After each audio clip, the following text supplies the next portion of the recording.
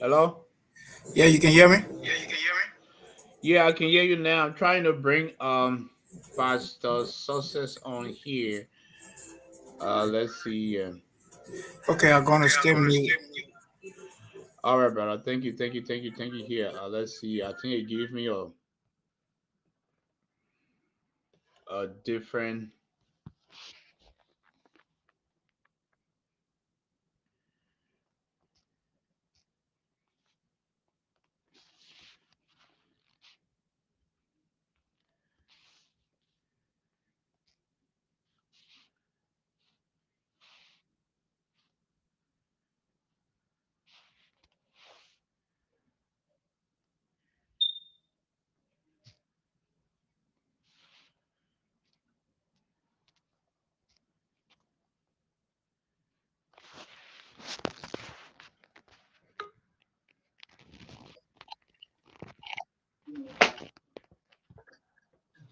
All right. Can you guys hear me? Yeah. Uh, are you still hearing yourself? Yeah, I can hear you, JD. Yeah, but then there's a little echo coming from your end. Yeah. Hold on. I have not echo though. I don't know why. Yeah, but I'm not having an echo. I cannot hear myself. So let's see if I mute my stuff here. Let me see. Let me mute.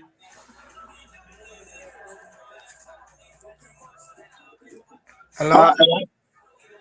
Okay, I'm not hearing myself when you unmuted. I mean, when you muted, rather, I'm not hearing myself when you muted. So unmute yourself. Let's see. Yeah, Alex, can you still hear the echo? No, Okay, so what No, will happen I when I'm I think ask hearing it the when you go off mute. I hear it, but when you mute, yeah, I don't hear it. okay? So when I ask the question while you guys speaking, I will go mute. And Alex, let's see here. All right, so just three of us. Okay, so Alex, you can come back here on camera. okay. All right. Well, ladies and gentlemen, sorry for the technical issue here. But it's 7:22. Welcome here to Current Situation Media Live here. We are discussing diaspora Liberian political spotlight here, and we are also discussing Liberia runoff election that is scheduled for next week, Tuesday, November 14 here. So I asked the question here. But before we start here, we like Alex, go ahead and introduce yourself. I know you this is your second day as a panelist here. Just introduce yourself, then we're gonna start with Pastor Success. Um, for the viewer, those of you that don't know me, my name is Alice Gray. I go by the Facebook name Mount Rebecca Song, but then I use my professional Facebook name so everybody can know. Um, a bona fide member of the CDC and a former leader of the Iowa Liberia Association chapter uh, and a Wayne Tech. I've been around in the US like almost 6 years now. So still kind of getting myself familiar with a lot of stuff. So I mean that's all I can say. Okay, thank you very much here, gentlemen. Thank you, Alex. We appreciate that here, and thank you for being part of the panelists here, especially you just joining and you always on time here. We appreciate that. So tonight we just going to do a recap here and talk about other stuff that we have previously discussed and talk about some new developments here. So the first question here, looking at the current state of Liberia, looking at this upcoming runoff election, the discussion is ongoing, and who's having the momentum, I want some very objective presentation here until we can get some UP guys on tonight. I know both of you guys are pretty much partisan, and but let's be honest here. Where's the momentum heading? Or where's the current status of those two candidates looking at the momentum? Heading into this runoff. I will start with you, Pastor Success. Well, like I, I said from the beginning. Do you want to mute yourself now? Yes, yes, yes, yes. Okay, so like I said from the beginning, both parties have their own momentum. They playing their game as per their own pace of the game. They have what it takes within their own purview to do what they are able to do. So the both teams have their own momentum, in terms of their own ability. But looking at the way things are unfolding when it comes to like endorsement in the area and the geographical landscape of our country where parties are reaching and all those stuff, they are very important. Okay, they are very important. I think maybe one may say I'm trying to be kind of party sentiment, but if I am wrong, I stand to be corrected. But I think people who follow the campaign through since the run up were announced, I think CDC is doing more or like a door-to-door campaigning, and I think they like unlike before where we just had one campaign team just traveling with the president, from everywhere. It's no longer like that. Everybody from their county and the even the first lady herself, they do independent campaigning without the president going to community, talking to the Liberian woman, and Joel Habertiller is on one side. President Weah himself is on one side. Kalasco there in Mike Gibby. I was watching Moses Ascaro Gray and his team were in bombing a few days ago. On the Colley was in here, and Councilor Jala, they are in Lofa, and you look in Nima County, you see Ide Gongo and the rest of the guys. So I think CDC is kind of pushing the campaign, deeper than we expect, and also, she not just running the campaign. What she also doing, she technically tightening every vote and not to ensure that her vote are not tempered away. And also, there are a lot of things CDC is doing to ensure that yeah, they get the victory that they deserve. But I think the party too is trying because there are a couple of endorsements like Apiton. But the thing that puzzles me about their own endorsement, why is it that each time somebody endorses, there will be a split? We have the entire CPP coming to us, we never have split. CPP came and endorsed us, and that's it. But we have ACO came to the cities. I mean, the chairman went to the party. The rest of the entire party came to CDC. Yesterday, the women win, the youth league, and some top executive of the grassroots or development or whatever they call them of Apeton again came and endorsed CDC after he endorsed Boakai. So I don't know. I don't really know what is going on within that camp. But I think the momentum is good.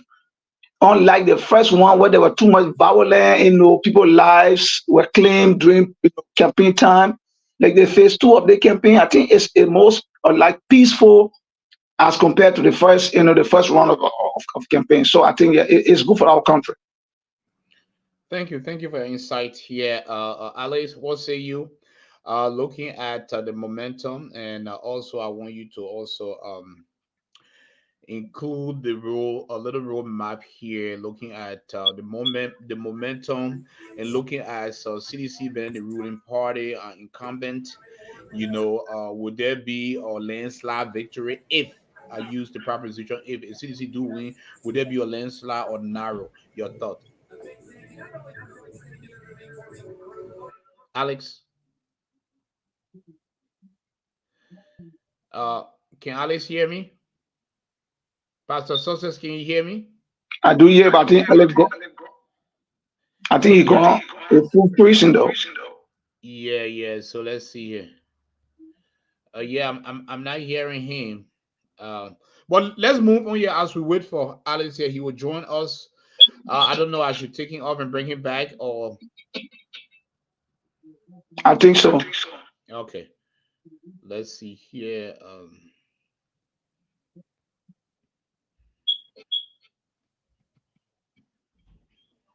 All right, so he will join us here, but moving here to the same question here, the second phase of this question here. If because CDC have advantage because they are incumbent, they are the ruling party, they have the resources, financial resources, they have they know what's going on within the government. And so if let's use the proposition, if they do win, you think CDC will win with a landslide, or they will win with, or just a little margin? Well, CDC going to win the election, but I don't want to be so sentimental to say it's going to be a landslide. I mean, Unity Party have a strong side too, looking at the legs of Prince Johnson then with Nima County, and he being a Lothian, and he also have a strong political constituency. You know, CDC will win the election. That one is correct. But to say and say it's a landslide, that's what I don't want to commit to. But I know CDC is going to have, I mean, a victory. Okay, we'd like to welcome Steve Gabe. Can you hear us? Yes, I'm hearing guys very Okay. loud and clear. Yeah, before we go to Steve Gay here and Alex here, Pastor Sosa, okay, I'm gonna play the devil advocate here. I'm an independent, I'm a Liberian, and I'm looking at job security. I want to get back to work to feed my family here. Let me hold on. Let me add Alex here one.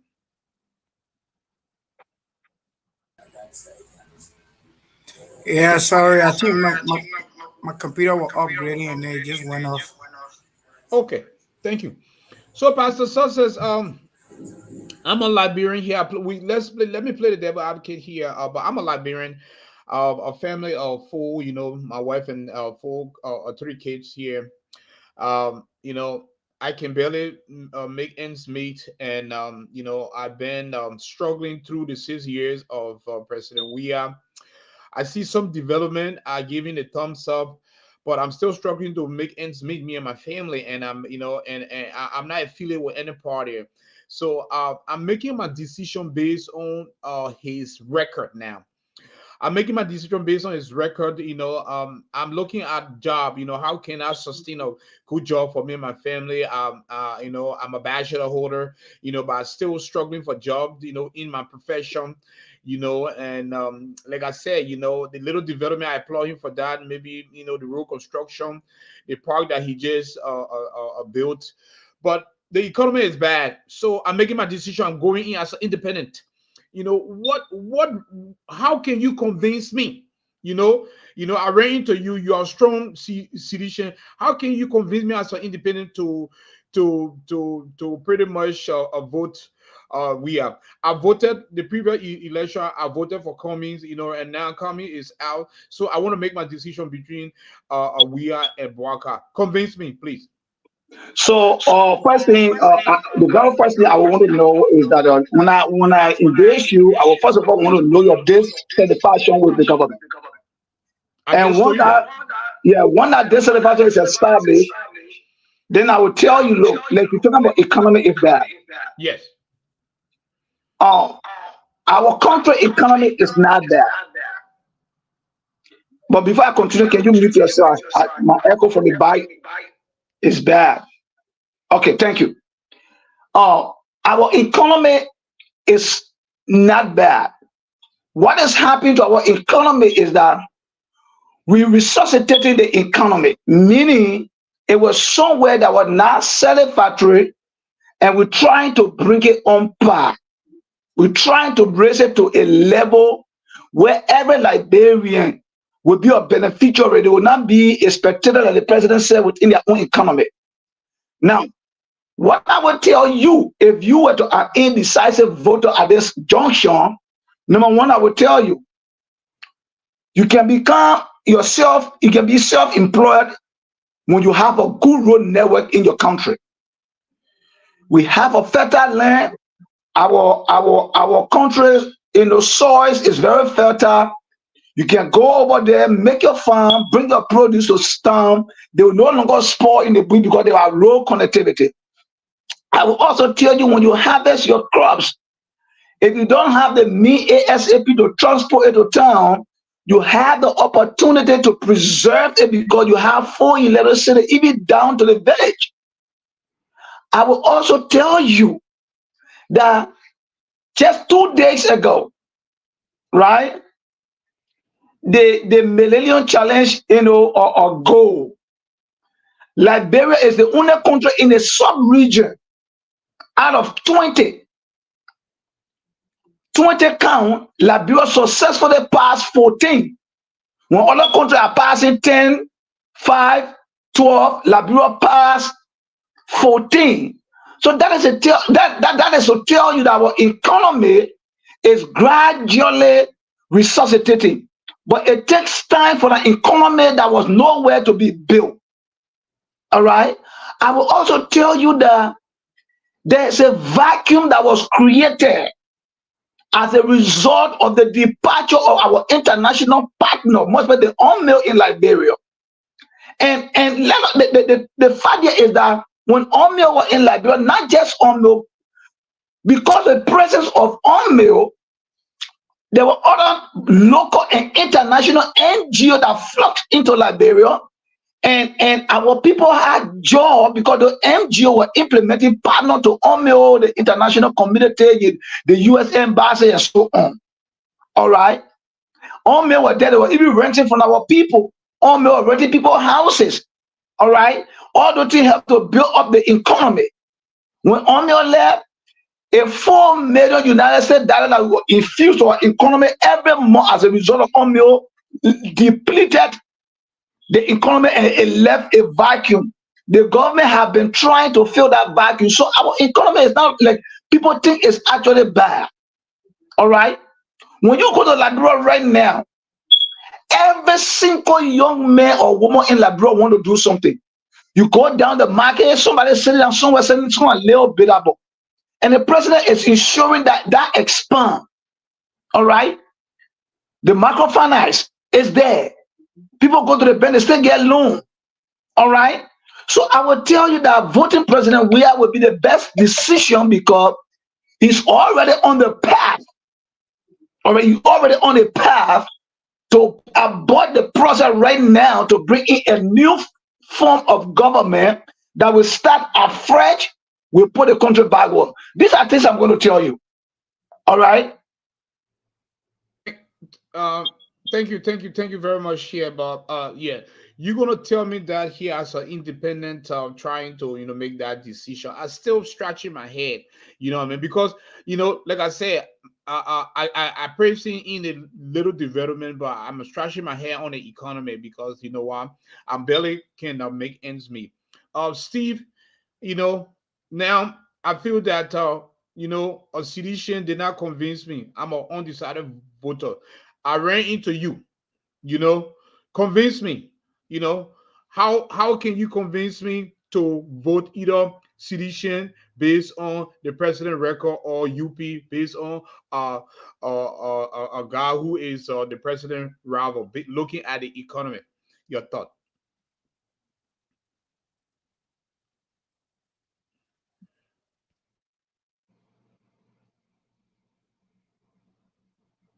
Steve, you are muted. You muted, Steve.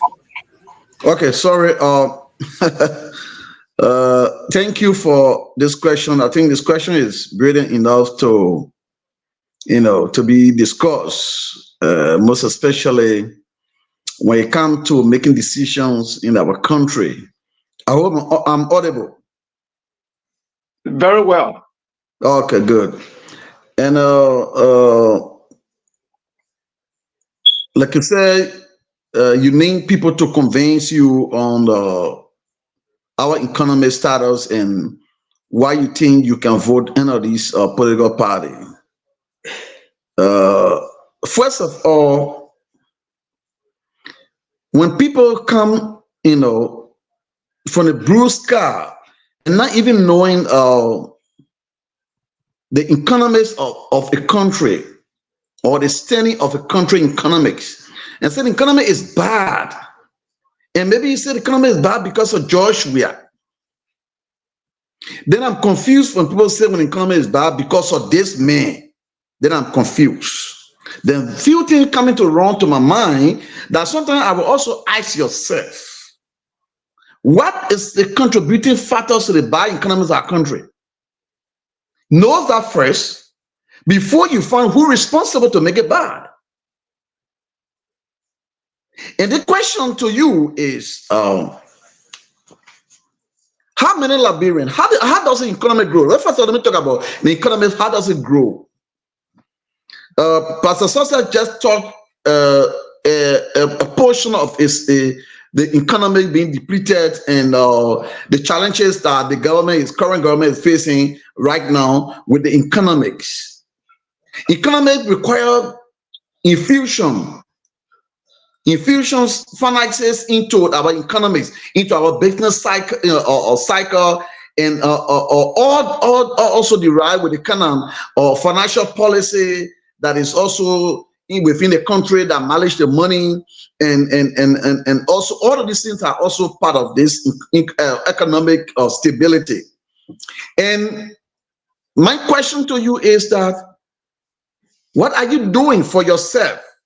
Because let me tell you about the growth of economic. Let me go to private sector. Private sector pay government 95% government salary. Private sector.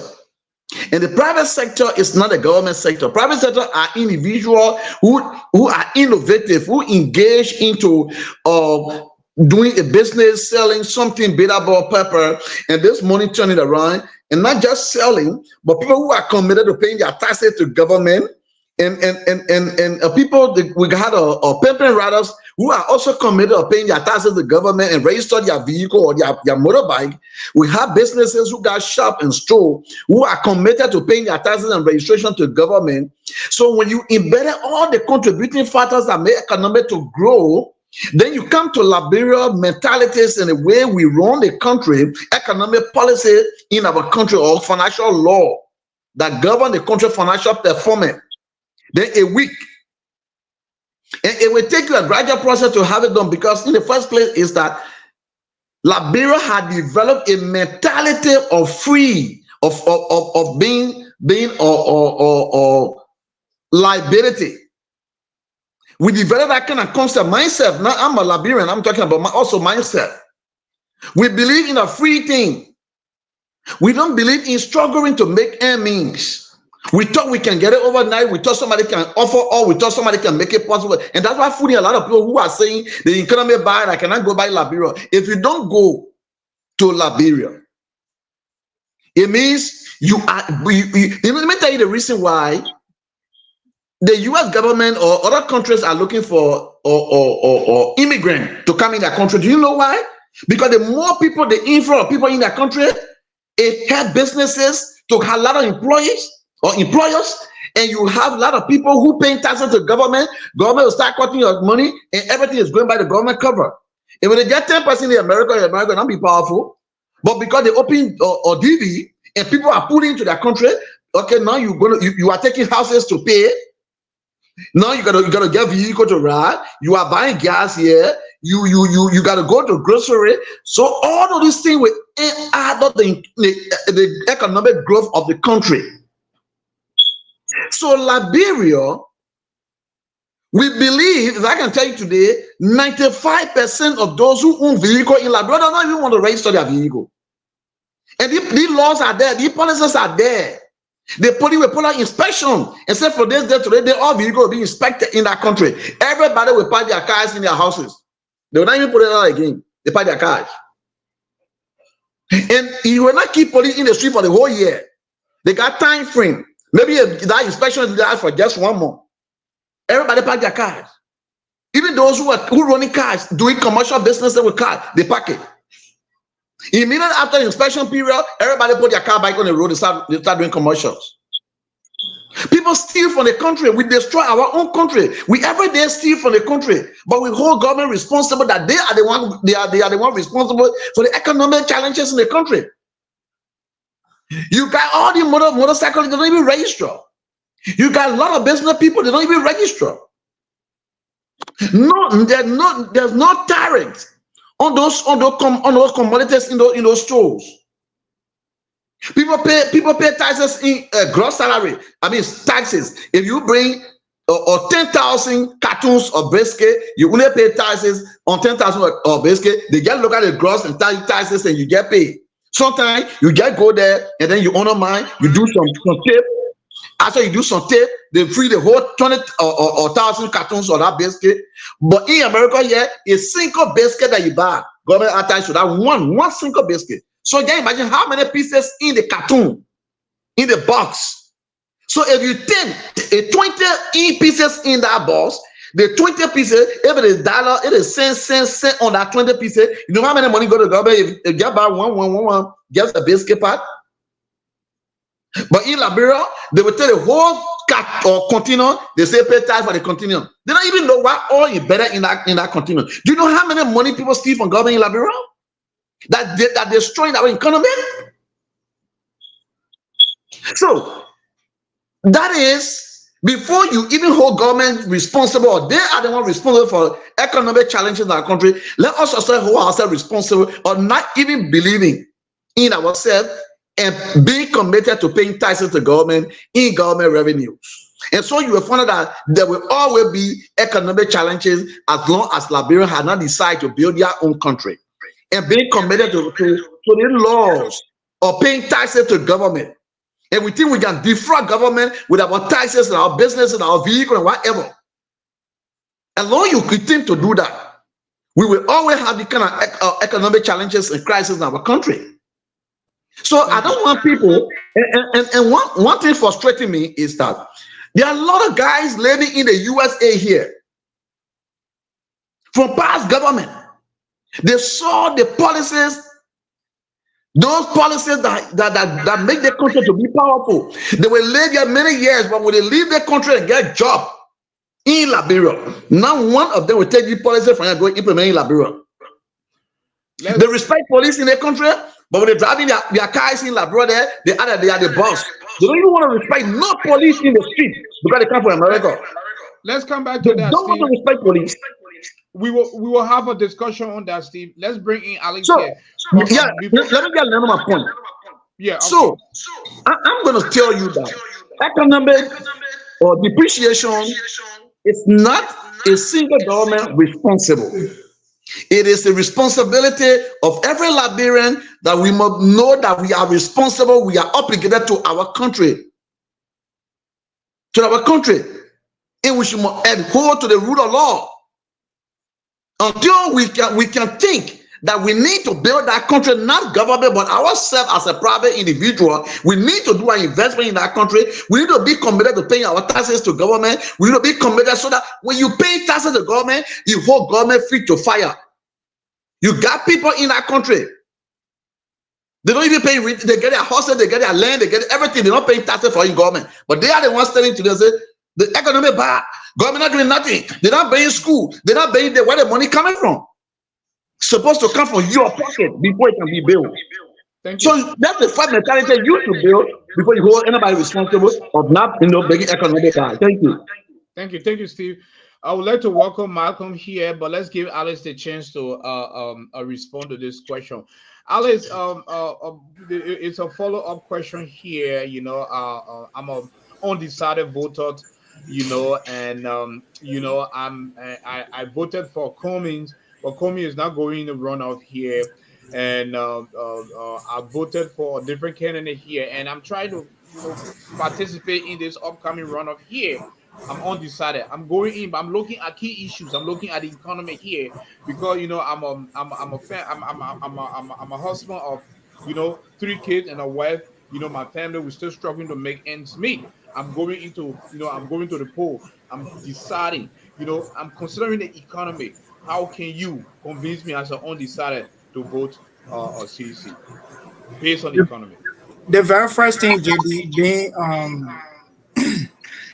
a regular traveler who wants want to own businesses in both around the world and all of that. The very first thing, if you look at before July of 2022, if you visit the Liberian dual citizenship, it's one of the things that scare a lot of investors. That's why you see the Lebanese, the Indians, those are people. If you, the Lebanese and the Indian, if you take them out of Liberian economy, the whole economy collapse. Those are people that hold up to 40 or 46% share of the Liberian economics. Those are people that are playing with the economy of our country. But one thing they never set aside, one thing the law never gave them chance to get is like you never get a landowner right, because in the first setting before July of 2022, I live in the diaspora. I've been here. I came here because of war and all of that. And then I took a citizenship. And now my life is balanced. I want to go back home and see how I can reinvest in my homeland. But now the law set up in a way that it will not afford me the full benefit. My kids will not get right to everything that I own. I will not get right to everything that I own because I own a citizenship somewhere else. That means any child that I sponsor that is of U.S. citizen would never be appointed in government position, regardless of their education, regardless of whatever they achieve. They will never be able to get any governmental position. So, looking at that fact, I got my daughter who going to school, who practicing to be a doctor. At the end of the day, I didn't want her to work in the U.S. I want her to go back and maybe get appointed to some governmental position. I will help her distribute knowledge she obtained in the U.S. But then the citizen law have banning her to say she only responsible to contribute services in America. She can't do that back home because she can't have a dual citizenship. So Judge, we have come back and say, look, this law, we've been operating with a law. In order for investor to trust your country, in order for people, business people to trust your country to invest, you got to give them property owner rights.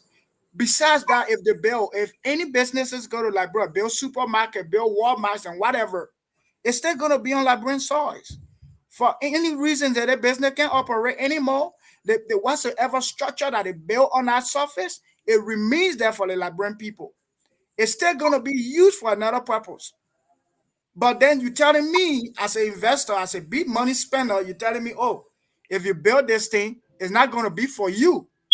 If you do this, it's not going to be for you. So in order for me to invest my money into Liberia, I got to get a Liberian person who will be a manager, who will be a forefronter of my own money. How many all want to work with such policy? So Joe, we are local board and say, look, we're going to it. I'm going to revisit the law and I make sure the amendment I will submit it to the Senate and it will be passed. So now, Joe, we have changed that law July of 2022. So now you can hold both dual citizenship. Today, when I tell people, they don't believe it because they don't read these things. So for one fact, coming from their background and going back home, these are some of the things I want to look at. These are some of the things I want to look at. How can I invest my money and how can I obtain rights to my money that I invested into Liberian economy? I'm not going to go to Liberia as a Liberian and then I take Pastor Sosa's house or Pastor Sosa's apartment complex and lease it for the rest of my life. I can lease it for 10 years. 10 years finish. I still making money. I want to lease it for another 10 years. Well, I can build my own structure. When Pastor Sosa already had that structure built, I can build my own structure that will bring in more manpower, that will bring in more money deposited into the revenue. Taxpayer people will work and people will pay taxes. And second of all, when I went to Liberia, I had two lot in Brownsville and I had two in whatsoever Riyadh area. So when I went there to survey them, they said I can't do anything on it because I have to register it. They had to probate it. I had to register it. And they gave me the step to revenue. And when I passed through all those steps and I went to the archive, the national archive, to store my documents. He said, the deputy director walked down and said, young man, you know, I really appreciate the step you take. A lot of people in America, the man showed me 556 land deals that is in court because these people, they fail. Macron land at you. Yeah, they fail. Which is, yeah, annually you're supposed to pay $165 USD as a property tax for your land, undeveloped land.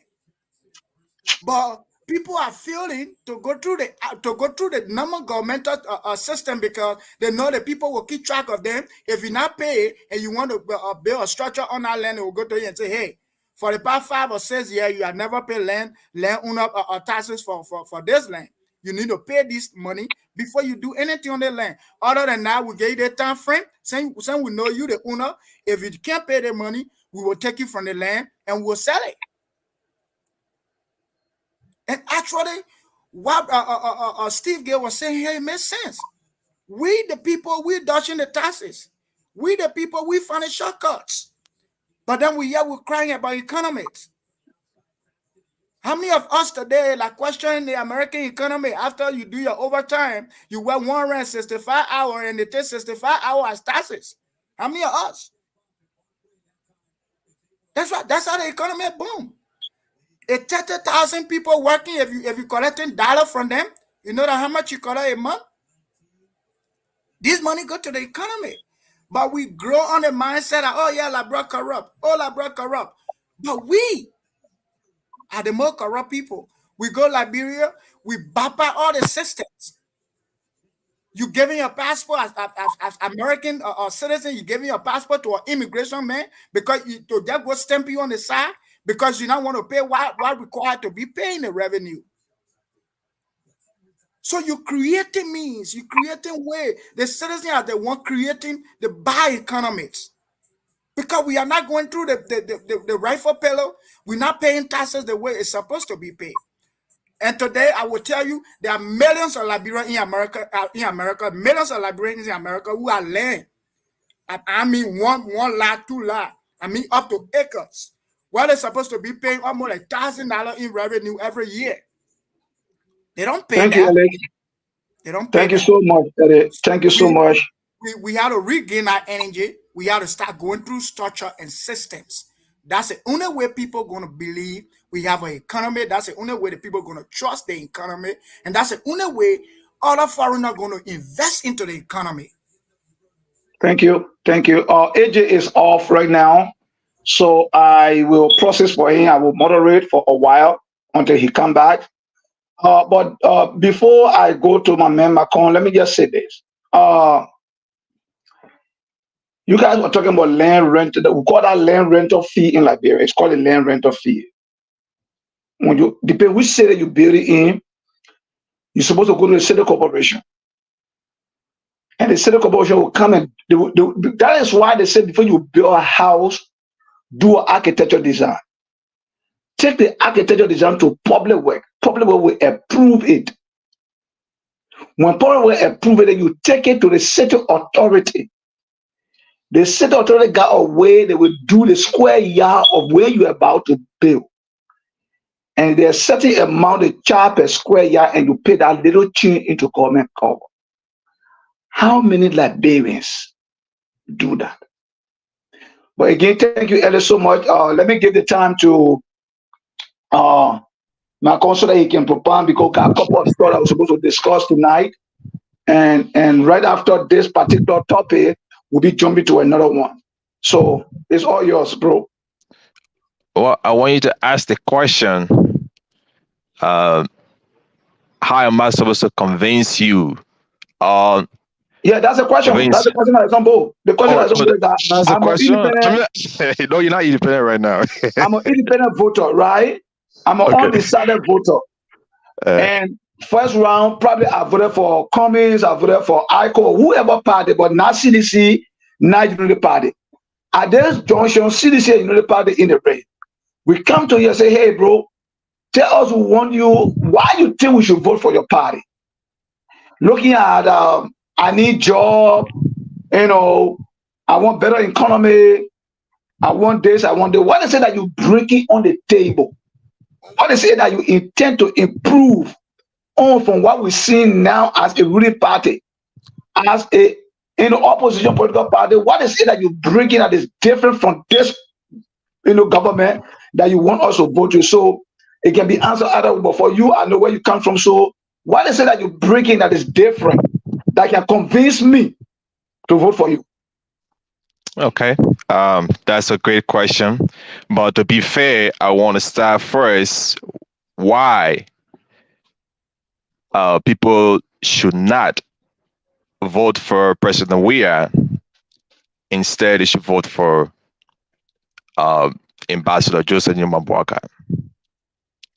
Okay, so with that being said, Liberians, we have a country to build. We have a system to build. And even if we do have that system, I think it is the responsibility of a government to take the initiative to enforce or to make that system to work regardless. I hear people talking about in America, the system. Remember, we came here and met this system. This system was already built before you and myself were even born. And the people make it the imperative that this system works. And even if you come into this country, you will follow the laws because it is there. But what have been suffering Liberia and the current regime is that when people are given the responsibility to get into leadership, they tend not to do the job. Instead, they tend to worship whoever the employer is instead of doing the job. And that's how affected this government a lot. You have a lot of well-experienced people, supposedly, that are in government that were given the opportunity by President Weah. Mind you, President Weah is taking the heat because he allowed himself to be in this situation. He implored people that were not really doing the job. The only job they were doing is to praise President Weah, to worship him on social media, or to even attack. You think President Weah cannot defend himself? He's a politician, he can defend himself. But when you look at his administration, a lot of these guys have failed in their roles, and President Weah had not had the courage to even take it upon himself to say, you know what, I can do some reshuffle. I know people are going to get mad, but this is about the country. This is about my reputation and the reputation of our institution, which is the CDC.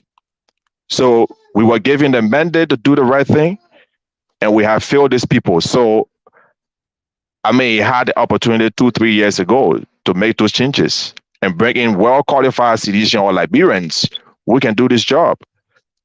But you get people like Samuel Toy who have failed the people, failed the system. The system is dead, but he had not been able to enforce it or to implement the rules that govern this system. You saw the like when he went on GW Gazing campus. That's not a good sign for the government. He represents the president and the institution, which is the CDC. So if you go into young people, group of young people, instead of you heard these young guys, young Liberians, talking about they don't even have the resources. It's not about food, but Liberians are growing gradually. The minds are changing. They are seeing things. Thank God, for the help of social media and the internet. They're seeing things. Nobody want rice. Nobody want food. Somebody should carry opportunity. Okay, you did find us. Have you had the courage to even buy books for somebody local school? If you really want to help and to get a president a good name, they have failed him. But government is not a friendship. That's why President we have failed to understand. Look, Liberians, do not allow yourself to go through another 6 years with this madness. Everything they said is just talk and talk, but they have not done anything. They are not showing any action for what they have said. or what they have told you 2017, and now they want you to give them another opportunity. It's not possible. Look, President, we reshuffle. Look, I gave you the opportunity. Yes, you have a job now, but you have a job to do to serve the people. The people give us a job, because if Liberia wouldn't have given job, we are jobs, someone else wouldn't have getting job. You want to defend Judge Weah. Judge Weah is a politician. I think he can defend himself.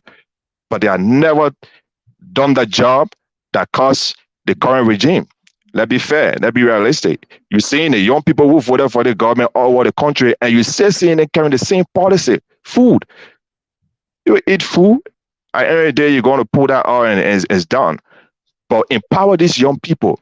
Go to their schools. What they need. They talk about computers. Some of them are doing computer, they're doing science, but it's like they're doing different things. And that's why you see in Liberia, people got degrees.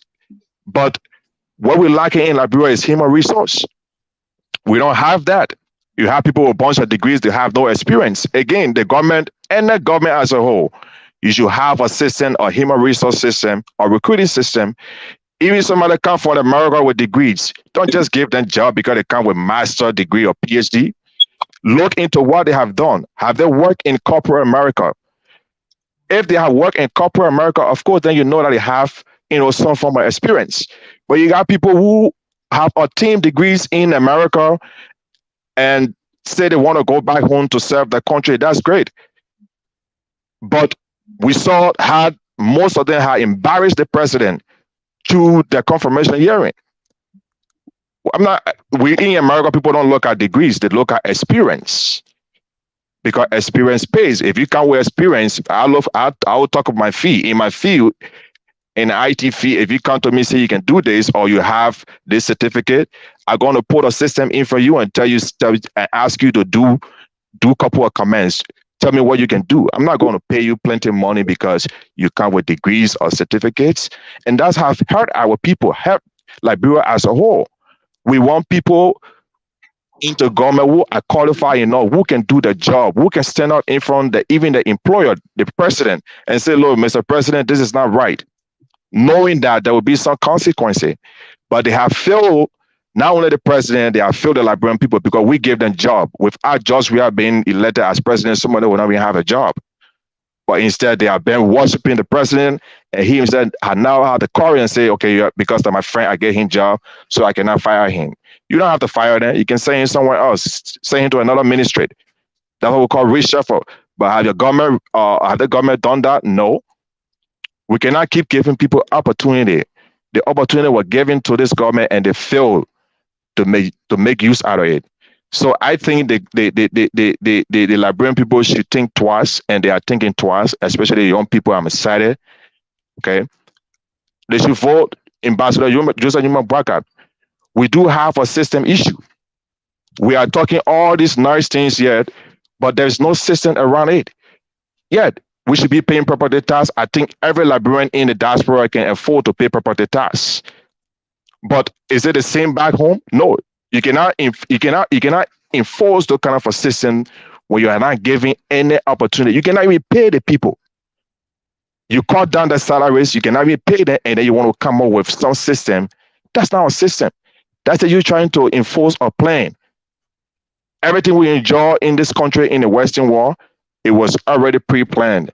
That system was already built and it's just flourishing and being enforced.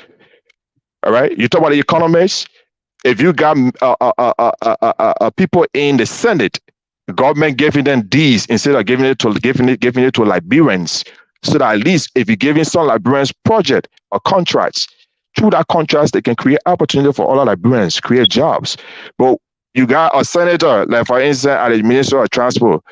You think Joseph is supposed to be bringing buses and stuff? Is that his job? No. That's called overlapping of function. These are people that fill the country. It just Sir Joseph supposed to be doing. He got a lot of issues in Montserrat to deal with than transport. Let the transport ministry take care of that. Yeah, let the transport ministry take care of that. Okay, and you got other area in government where people are taking huge incentive, huge contracts. They should have been doing that. Give it to all Liberians. who are not working in government. So at least they can create a job opportunity for many Liberians. That's how you create the private sectors. Everything out of big. If you're giving all the contract to government people, what's about the private sector? You are not creating it. You cannot have people. You cannot depend on foreigners to come on and create your private sectors. You as a Liberian have to do that, and the government can help these young people. But instead, they are giving it to people who are already in government making $15,000 every month. So I rest my case, gents. So if I'm an indecisive voter, if I'm a voter who have not made a decision to vote, and I say, tell me, convince me to vote Omen Boakai, with the almost 4 to 5, 6 minutes you spoke for, are you convinced enough that you have convinced me for me to vote? I mean, Omen Boakai has not served as a president. He has served as a vice president. So I think right now he's the only option there that at least that can put effort to make somebody's system to work, to enforce somebody's system. Okay, we know the system is there, but it's not working because it's not being enforced. I want to give you more time, but I will come back to you with a question because the question will also go on. Then I will come back to you with this question. If you say he's the best option, I think that's what you're trying to say, right? That's correct. If he is the best option, why is he the best option? Okay. I'm not saying tell me you agree that Georgia have failed. But my question to you is that why make Omen Boakai to be the best option? Why making the best option? Yep. Omen Boakai, from his record of service in government, he's very systematic. Okay, he's people who work with him will tell you that. So I believe, and every Liberian believe, with that side of the experience, it can actually help the country in so many ways, in so many areas. To even if, like I said, we have a system, but it is just not being enforced. And I think Omen Boakai, his mindset, his way of doing things will lead Liberia into that right direction. Liberians should vote for people who are systematic, not people who are self-centered, people who just think about themselves, not the system. Okay, thank you, Mr. McCall, and we will move ahead. I love the conversation. He made mention about GW Gates, and so I was trying to find a video to play the video.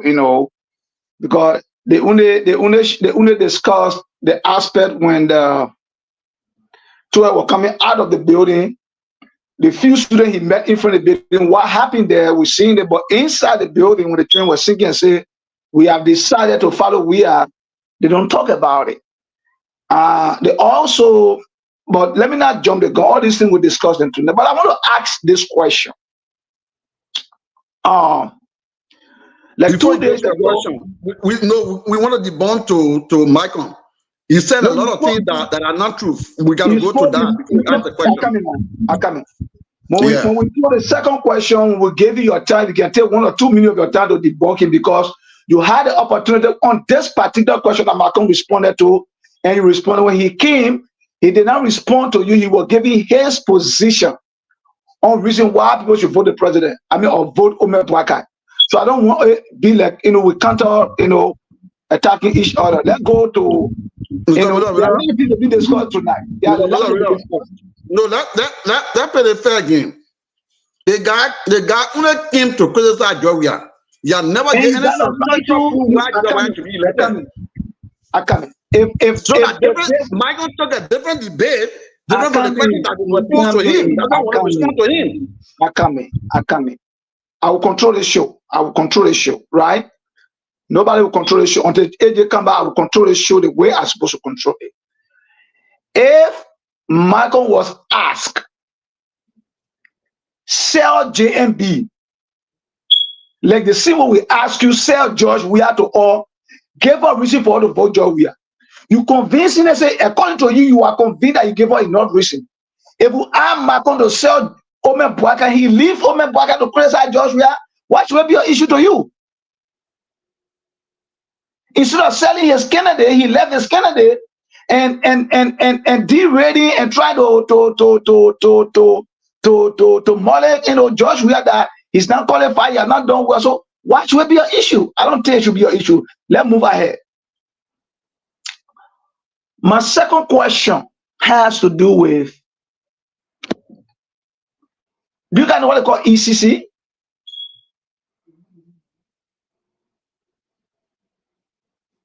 I'm asking a question. Do anybody here know what an ECC stands for? Hello? Are you talking about MCC? No, ECC.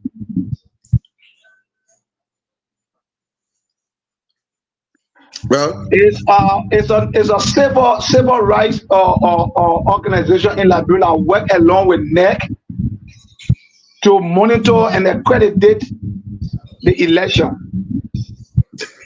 They have been funded through the USAID. Yeah, we know ECC. Okay. So basically, it's like the election coordinating committee. Is that correct? Yes. So if a complaint was filed to the international community that the executive director of ECC was found through video evidence, he was in a war room with Amara Corner of Unity Party, in the Unity Party war room, playing with figures. My question to you guys, people in our country who are supposed to be independent in the electoral process are not just found on the surface of a political institution, but in depth into a war room of a political party. What do you guys make of that? I want to start with Macron.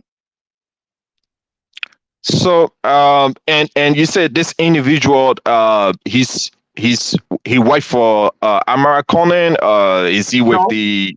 He is the executive director of ECC. He's the overall boss of ECC. Okay, and he worked because they work with Nike. So basically, you are saying that he was caught in the out of playing with numbers. Is that correct? Yeah, by the regulation of our laws, of the next regulation, our country organic law forbid people who work with even voter register, no at that low level, to associate themselves doing electoral process with a political party. Now my question is, this guy was found in Unity Party war room along with Amara Kone and other people playing with figures. Playing with which figures? That figures, when you mean playing with figures, are he playing with electoral data or electoral data? Okay. Electoral data that he have access to from NEC. When he leaves from NEC, he take those data and go to Unity Party war room. What do we make of this? And trust me, I want us to be honest and realistic. That void this of party sentiment, that void of our own personal feeling, that void of politics. Let's look at the interests of our country. People who are supposed to be neutral, people who are supposed to be independent, playing this kind of role. What do you guys think about it? I mean, Pastor, this is a serious issue. Like you said, we should take party loyalty out of it, and this is Liberia because these are things that can bring chaos within the country. So we need to take it very serious. For me personally, I want a person that look at data security, and even in the Western world, is one of those things that is well prioritized. Like they pay a lot of money to people to secure data. And if you have people who after the working hours stay playing with electoral data at their own party level, that's an issue. I think if it is true, he should be investigated by the law. Okay, no, regardless whoever it is, he should be investigated. Those things shouldn't be, and that's why I say there are a lot of things that were not put into place. The various political party should have questioned NEC, even the system, the justice system, or they should have, or even the Senate should have questioned NEC about the integrity of the electoral data. You know, because someone there's one thing someone if that individual has that right to alter or data, then I mean it's a problem because every data, the integrity of data, I mean the data, when the data is in place, it shouldn't if it's changed, that means it's altered. That means we cannot trust it, and it's okay to be questioned. So we should be asking Ned, what are the security standards on this data? Who can alter it? Who have access? What rights? Even though I mean this group I'm looking at here, they are just some non-profit institution like and this the brand is more about integrity, electoral integrity. So if he is found in the habit of doing this, I mean the law should take a course. He should be arrested like every other individual who was caught and was arrested. He should be arrested regardless. I'm trying to find. Okay. I'm trying to find the video and put it in our chat room so that once somebody can play it from their end. Because this kind of thing when we talk, then we need to be very, very, you know, Pastor Success, careful let and me go give the back. actual information. So it would be yeah. Go let's go ahead. So it's so sad for me when I watch it, when I watch that video, and nowadays what really hurt me a lot is when credible information are being posted or when issue that have to claim state attention, that have to claim voter attention have been posted and people trying to bring something about loyalty. It hurt me a lot. And let me say this for fact. If that would have been the other way around, by this time it would have been the topic of the day on social media. If that would have been a representative of CDC, that would have been discussed. Because we follow the instance, there was a guy that worked with ECC, and because people sent pictures of him posting previous CDC campaign pictures that you are in CDC attire, this guy was called out. He was fired the same day, and he went through investigation that there is no elections data left with whatever device you are working with before being released. Today, I listened to a couple of friends that I spoke with when this information started rolling from Facebook. And then it'll be like, oh, my man, oh, you're just doing everything because you know the papi will win you. You're just doing everything, you know papi will win you. And mind you, being appointed or being given a professional field job or being appointed to a professional field job, that also comes with a credibility. So it's such man working with election coordinating commissions who have access because they grew up on us since 2010. And their goal is to ensure that there is a free and fair election and data management as well. Make sure the votes be protected and is being accounted for. That's the pressure on the election commission. So the election commission and the ECC commission, they work in lines together, even in the background before coming on stage to announce any results. So such men have information on every vote that come from every polling center. This man have data for every polling center.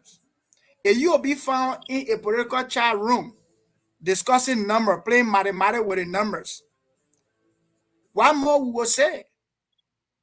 What more we will say? You're not credible enough. You're a party person.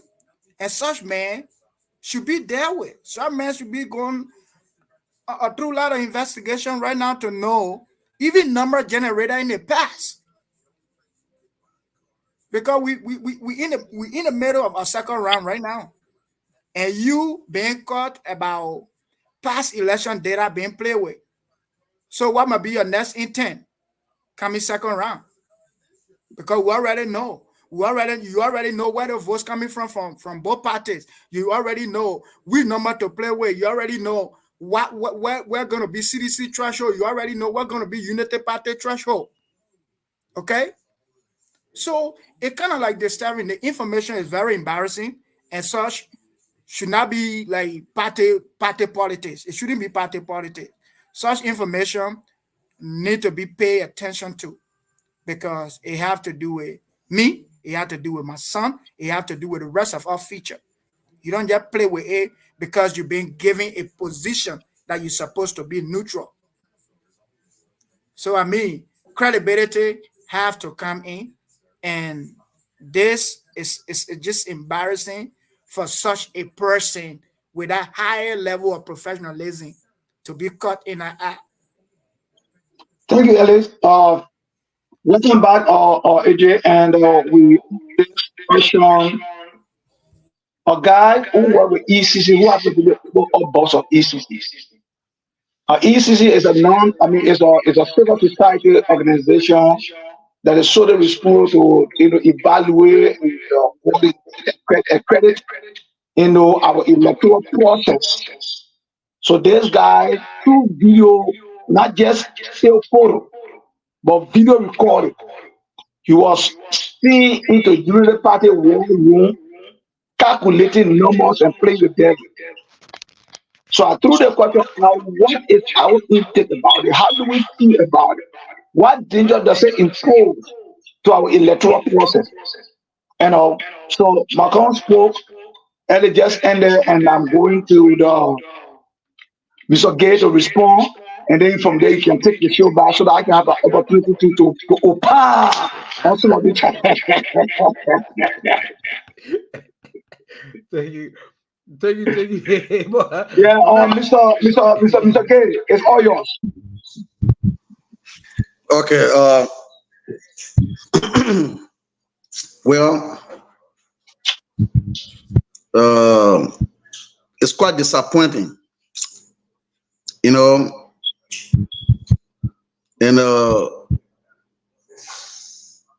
I see that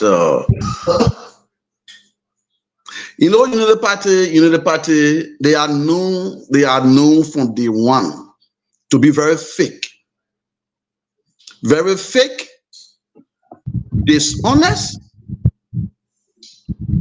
and their lies, the kind of evil lies that the people engulf with as a political party is disappointing from day one. I'll get proof, Michael. Don't worry.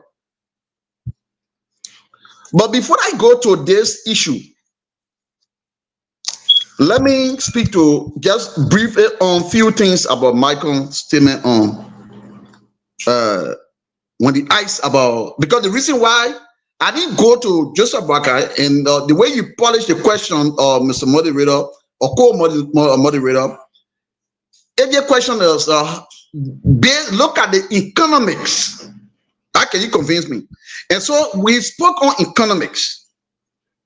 Then that's why we didn't go to I didn't speak on a specific political party, but I spoke on the factors relating to economics of our country and what caused the problem. You will have your time. I will give you all your time. But let me just make the clarity. I will give all your time. But let me make the clarity. Probably you left to attend to something while I was talking when Marco ended. What I said is this. The same question I posted to you, I'll give it to Marco. You saw your candidate. If Marco left his own candidate, they scored George where he could not tell me to convince to vote for Baka. I don't think it should be an issue to you. Because I'm still moderating, so I don't want to say certain things, but then we'll be holding like that until AJ take over. When AJ take over, then I will come to Macron and the way you call it, they better know about me. You saw the other day, Macron came on the show here. They met up 15 minutes to denigrate me, the man. Get me like I'm the judge we are. because the reason I didn't get angry, the reason I didn't get upset is because I understand the frustration. Joseph Boakai is hard, it's not marketable. So when people come and you say market your candidate, they will leave their candidate and try to denigrate your candidate. But when you ask, okay, I agree, my candidate has failed. What's the difference you bring in? They will not tell you. So it shouldn't be an issue that we should be going back and forth on it. But anyway, when you say I have the opportunity to speak, Steve, go ahead. Okay, thank you. Okay, you are protected. You are protected. Okay, thank you. And you know the reason why I will briefly throw a light on it, because we are on a national or international stage. Yeah, you're right. People listen to him, and other people will just pick up from what he said and not understanding the fact that happened to what he just said. One thing he said that my own border, but why will you say, as a true Liberian, that people in the US can afford to pay their taxes? Who don't pay taxes are people who are in Liberia because the government are paying them. How unfair is that kind of analysis? How unfair is that kind of analysis? Do you know how many people live in the USA that even get business in Liberia, they don't pay tax for it? I live all my life in Liberia. I have not spent 2 years in America yet. Maybe some of you don't know. I have not spent 2 years yet. I just from Liberia. So so I know Liberia. I know Liberia more than all of you guys that can be talking here. Who the government fair, government there. You have never gone Liberia. You don't even know what's going on the ground. People get based perceptions on social media, propagandas, and stuff. That is not fair to us. Liberian not paying taxes to government is not because we are or don't have policy. If you refer to America and say the policy that you enjoy America today was done ever that time we are not born, yes, that means take Georgia out of this out of politics issue. Because people of the day, even the 12-year any government did not set a platform that Georgia could even build on. They left a vacuum. The country left. I mean, Joseph Boakai working 12 years in that government. There's nothing they left there as a system. Joseph Boakai never had one day argument with any argument on policy issues. And they don't have no difference in one day. In fact, when Joseph Boakai started being a politician, with all the 40 years he's saying government, when he ever decided or be a rescue of the country, he been liberated the government throughout. Only because he tasted government doing early broad or the main in because he wanted low for interest. You know, and so they brought him because he wanted came on, he wanted low fight, so he brought Joseph Boakai so that he can use it to that side. So Joseph Boakai, as soon as the man tested serene behind with long convoy, the man want to leave the power again. Now all Joseph Boakai doing nothing. He had never had no history of politics before to advocate. Where Joseph Boakai ever go on radio before and advocate for Liberia? That time you were not even vice president. Where he had ever had a history of advocacy in that country? Nowhere. Where he just been eating government money and just taking your money and he had not been talking no government activity before. So why would people be pushing Joseph Boakai? I don't say you cannot some kind of man that able to do anything for Liberia. No. Sir Joseph did not have any contract from any government to bring buses. Sir Joseph is running your own campaign in most of the country as a senator. So everything you see guys like coming by buses, you buy it in your own name. Enough of government. Government did not buy buses from the street. Government buy buses from Indian government. Government I never even take buses from America before. All the suppliers NTA buses are coming from India. Those are Indian buses. And they are donation of the government to another government. They're not government that went there, that donations. Maybe some of you don't know. The Indian government donate those buses to the people. To the government of Liberia. So they want to come, you just look on the bus, you see donation from the government of so country to the government of so country. It's not start to give money to go buy buses. That's not how it works. No, that donation, that one. Two, the G very guessing Saka. These children mentally, educationally, They use them. They got on instructors at Gidari Gazing who are always inciting children to misbehave. They're not Gidari Gazing first time behaving like that. It's not their first time. Then when the teachers put those children in the street again for teacher salary business, they see Gidari Gazing students, they told them again. They call riot. The children almost die again. They are teachers. They need to talk to the teacher to stop putting people children in the street. They need to stop these children. They start using poor children for policy people. There's not no Gidari Gazing children say they're not Liberia children. Do you know how many schools in Liberia that Gidari Gazing make a Liberia student? That you can't capitalize on Gidari Gazing students say Liberia say they fail or Samuel 12 fail. How many students are ever saying that? And these very students, they are people who are paying their wifey. You see how ungrateful Liberia is? Even at University of Liberia, they pay tuition free. People still using, they are enjoying the benefit of tuition free and digital registration, all of that, but they still can't pay a domestic in Georgia. This is how deep Liberians are very ungrateful to each other. We are not appreciated. Even the USA, when you send money to somebody in Liberia, I say that some money is sent to me. Do you know how I get some money in America? Yeah, is that some money is sent to me? This level of thank you for that. Thank you for that little thing. Oh. Yeah, thank you for that little thing. Send me. You know how I get my little thing? You don't even know how I struggle to get it. This is how our mentality of ungratefulness is. Now, let me speak on this issue of integrity. My brother and the listener, Unity Party have a history of compromising integrity, and they will never have integrity. Let's take it out of the bank. See, why you say that? Jeruvalia was an election commission. Who gave Jeruvalia? Yeah, not Jeruvalia. Sorry for the correction. Fromaya, sorry. I'm sorry, audience. Fromaya went and gave CDC their numbers. It says, CDC, you won this election. Sign it. He signed the paper. He signed their result and gave it to them and said, you win. So when CDC received it and they were celebrating, he said there was an error. They must bring the paper. Paper, he finished sign. He tell the number, he gave it by the Unity Party, said that Unity Party win. It's not CDC. Because Ellen was the president at that time. Do you see that? It's not integrity? Is that integrity as a political institution? If CDC was not a peaceful political party, they could have hold on to the election commission result and cause chaos in our country. And Ellen was prepared to kill people.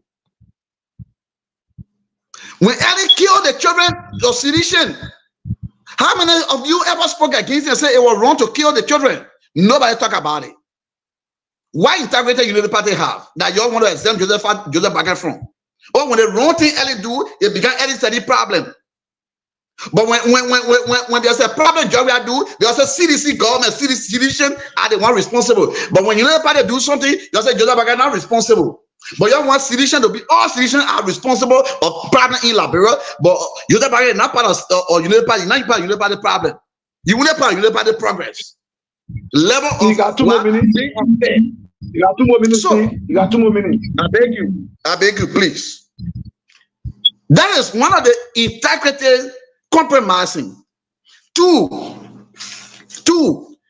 Unity Party who claim to have integrity is hiring Station Waterspoon. I mean, y'all got to monitor Steve Town. Y'all know he's sustainable barrel, so you gain the opportunity. The man spoke for 15 minutes. They took my time. You took my time. I just started speaking. You took my time. Now we're taking the man time. Come here, you are protected. So please give me time. This guy, Stanton Waterspoon, and Joseph Baker can link with Stanton Waterspoon and boast as Stanton Waterspoon to be a man of integrity, a political party that claims to have integrity. We have Stanton Waterspoon as their spokesman and boasting with it and supporting him. Joseph Baker, you are a failed man. You deceive us. You are lying to us. You want to sell Liberia. It is Stanton Waterspoon, A Senator Witherspoon can be a spokesman for United Party who are engineer all the wickedness that they in another state. You think why you think the men who were ECC will not do it? That since the Senator Witherspoon giving all the idea to those guys. They are all bunch of evil guys. You think they are fair people? You don't want to talk about integrity? Are they are people integrity? So why you think that the men with ECC we're not going with American ready to manipulate number? A Senator Witherspoon can manipulate America's system. That Liberia system, they will not, you know, will not compromise. That y'all want to claim that Liberia should trust United Party again as a true political party. No, if Jonathan Baka be a good man because he linked with United Party. Jonathan Baka can never go to that seat because he linked himself with United Party. United Party being a party that read 2 a year. We got nothing substantial that we can vote United Party as a government again. Not Jonathan Baka, but the entire United Party. Thank you, Steve. AJ, I give it back to you so that I can have my time to respond to some of these questions and have my own things. All right, thank so you. You can take over. Thank you, Pastor Sosa. I appreciate you taking over here. Gentlemen, we have some computer glitch in the studio here. But that's why I keep hearing myself. I know there's a technical problem tonight. I keep hearing myself. Yeah, there's a technical problem here. It's a computer glitch on my end here. So I will have to go mute as I ask the question here. So thank you, Steve, here, and thank you, gentlemen, here. Let's move forward here. I know I left for like 20 minutes, so I'm not sure what you all covered. But moving forward here, do you want to say something on this arrest of this UP Ghanaian IT expert, Dennis, or you want us to move to the next question? Yeah, that would be the next thing I want to bring on board. But saying you ask it now, I think we can discuss it. Yes, okay. Yeah, but according to UP spokesman Mo Ali, he said that this man was brought here in to pretty much help out with the system, like he did in Monserrato, and also he was helping out in River G. So this is a propaganda, from CDC, and this is alleged right now. So this man have just been arrested, but he has not been formally charged. Investigation is still on the way. So what is your thought here? Do you think it's just a propaganda coming from the CDC, or you think this will pretty much show this has been something ongoing? Okay, Jeremy, before you can mute now before I go ahead.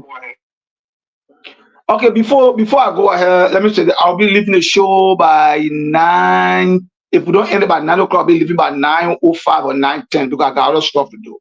But let me say this. Like my brother Steve said, the hypocritical behavior in Liberia is just turning our country upside down. And me, I always tell people, it's so unfortunate. Some of you now, I was in the chat room. So now I read a Boomba in that chat room, they will just feed that. So now, they'll come, they'll kind of my personal, if I'm the person that's on the chat room, don't do the kind of, they say, no, I want the person to hear what I'm doing. I'm saying there to say, when it is wrong, let it be wrong across the board. When it is right, let it be right across the board. Liberia is a country of law. And if we want the good thing, let's practice the law. Our law says, when you go outside Liberia to bring someone to an expert to where he become an expatriate, and if he is an expatriate, when he comes into your country, our law says, number one, we must first of all check our labor industry, our workforce in Liberia, to make sure that nobody have that ability to do that particular way you want that person to do that while you went outside. Number two, when you bring the person, you have to file for their work permit. All right? Send their Equa state. They don't need resident permit. They can stay in the country for 30 days because when you can't extend your proof for 30 days, but you have to apply for their work permit. There are other documentation he needs, right? if he is a voter educator, like you said, okay, he playing with national data. He giving people sensitive information. You show him your database, or maybe if possible the database of our country. All right, that man is an artist, especially from Ghana. He might likely have access. Who knows, right? To the next website or whatever. So if this man came in the country to help, and this criteria were not met, right? And they see within our system. Now let me say this. Believe you me, in any country where election is going on, and they see a foreigner playing key role in our electoral process, people will raise alarm. Whether it be a sedition, be a UPS, people will raise alarm. We go in the hall, they say we are about to be trained. And while we are in the training, we're hearing a Ghanaian speaking to us, discussing our election, how it's going to work. You know, how we're supposed to do that, how we're supposed to do that. How does he get this information that he gave it to us, right? So it raises an eyebrow, and I think that's why the government went in to having arrested. And according to the information we solicited, that they does not even have work permit.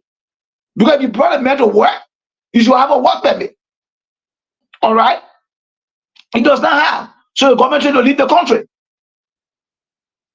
All right? The government tried to leave the country. Coupled with the kind of thing already, people seeing that the ECC boy is doing, it's a fear over our country. All right? It's a serious fear. People have to be honest to ourselves. We have to be honest to ourselves. We can't have foreigners coming to our electoral process to take decision and tell people what to do in the electoral process and say it's normal because he said he from the opposition. I think a year or so ago, I myself also condemned President Weah when he appointed Wunodoki, a naturalized Liberian, a Nigerian naturalized Liberian, to be election commissioner. I'm the president. What's wrong with you?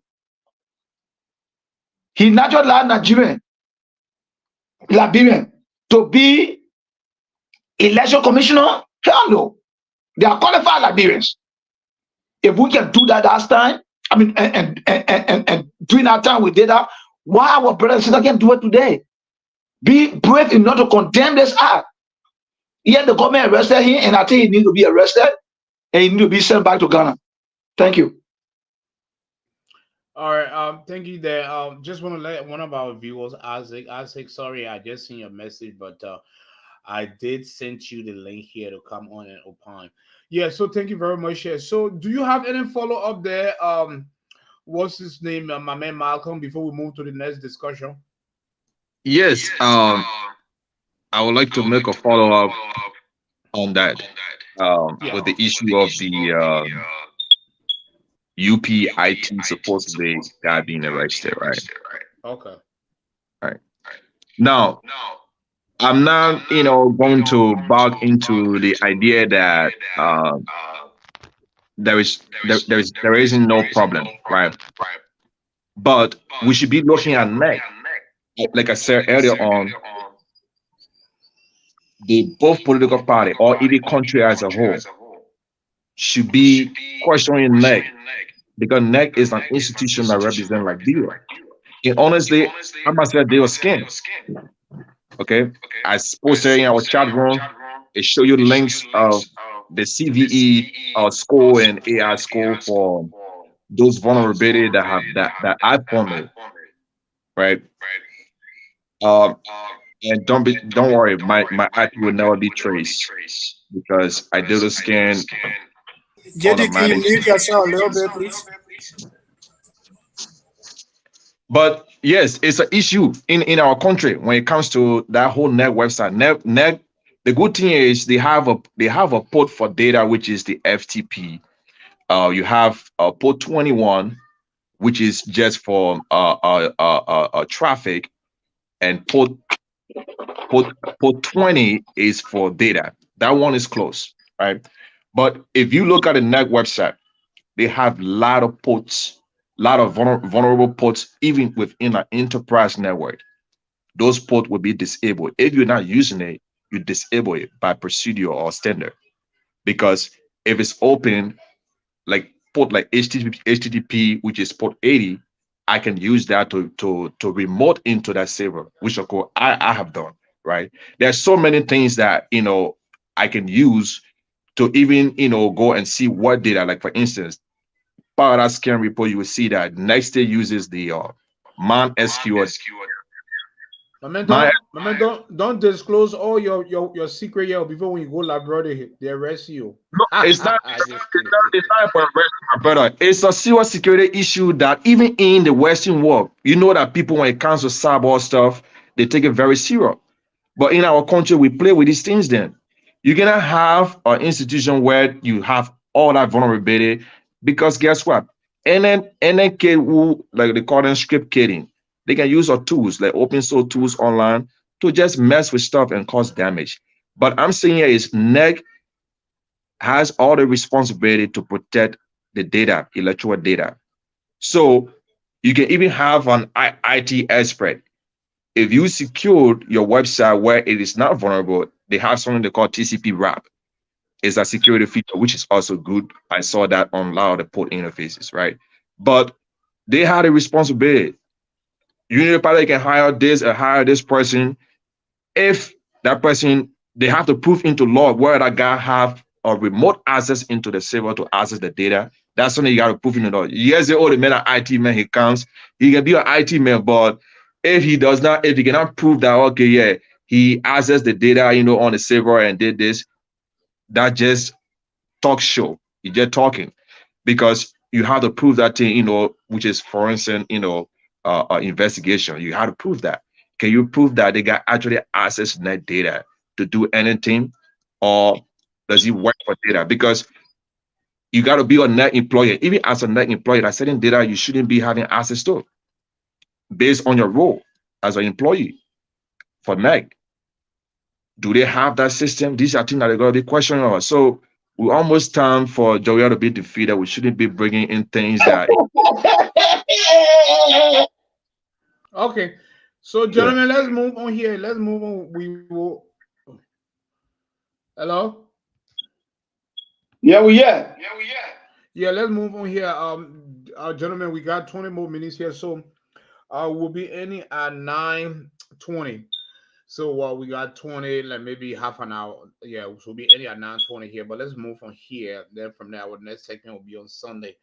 And those that contributed to the ladies' night relationship topic yesterday, I really appreciate that. I was trying to switch Pastor Success to ladies' night, but he said no.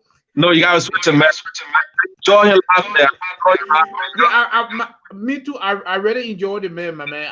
And After you know, I sent that segment to my I shared that segment to my wife to listen to. Hey, my wife is a big girl woman. She said this is the type of man you need to get on your show every day. I mean, I said, I let, said, wow. off record. Let me say this to you. Yeah, There are certain things God have given us that we are not even doing. I know. You know. But if you want us over there, man, then they check coming. I will come there. Hey, check me coming over there. No, I know. I'm saying, I said sometimes you can come, and contribute on Wednesday. No. Once you meet us, let us know we'll come and help. Man, what will help our community? Okay, thank you. And yeah, a lot of people enjoy Pastor Sosa last night because when he left the show, all these girls said, "Well, can you bring the pastor back because he making sense?" The man is very talented. And even my man Malcolm you get confirmed that. He said, all the letter you all the letter, yeah, for the protect.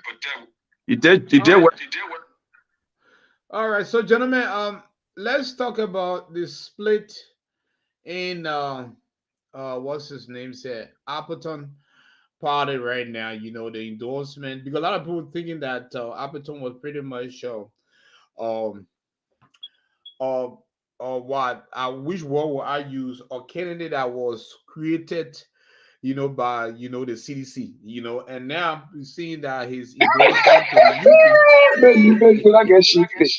Yeah, his endorsement to the UP, and now his people, are pretty much, majority of them going to CDC. What is going on there with the Appeton endorsement to the UP? Because a lot of people, because me too, I was thinking that, Appeton is a candidate that was created, so he surprised Liberian, with all his beer. He's a tough guy, and now he's endorsing UP. What say you? Let's start from Alice. Alice.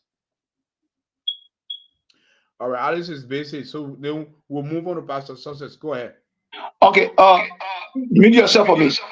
All right. And gentlemen, please, when I end this, that will be my last contribution. I will have to leave. I got a couple of stuff to handle. But let me say this.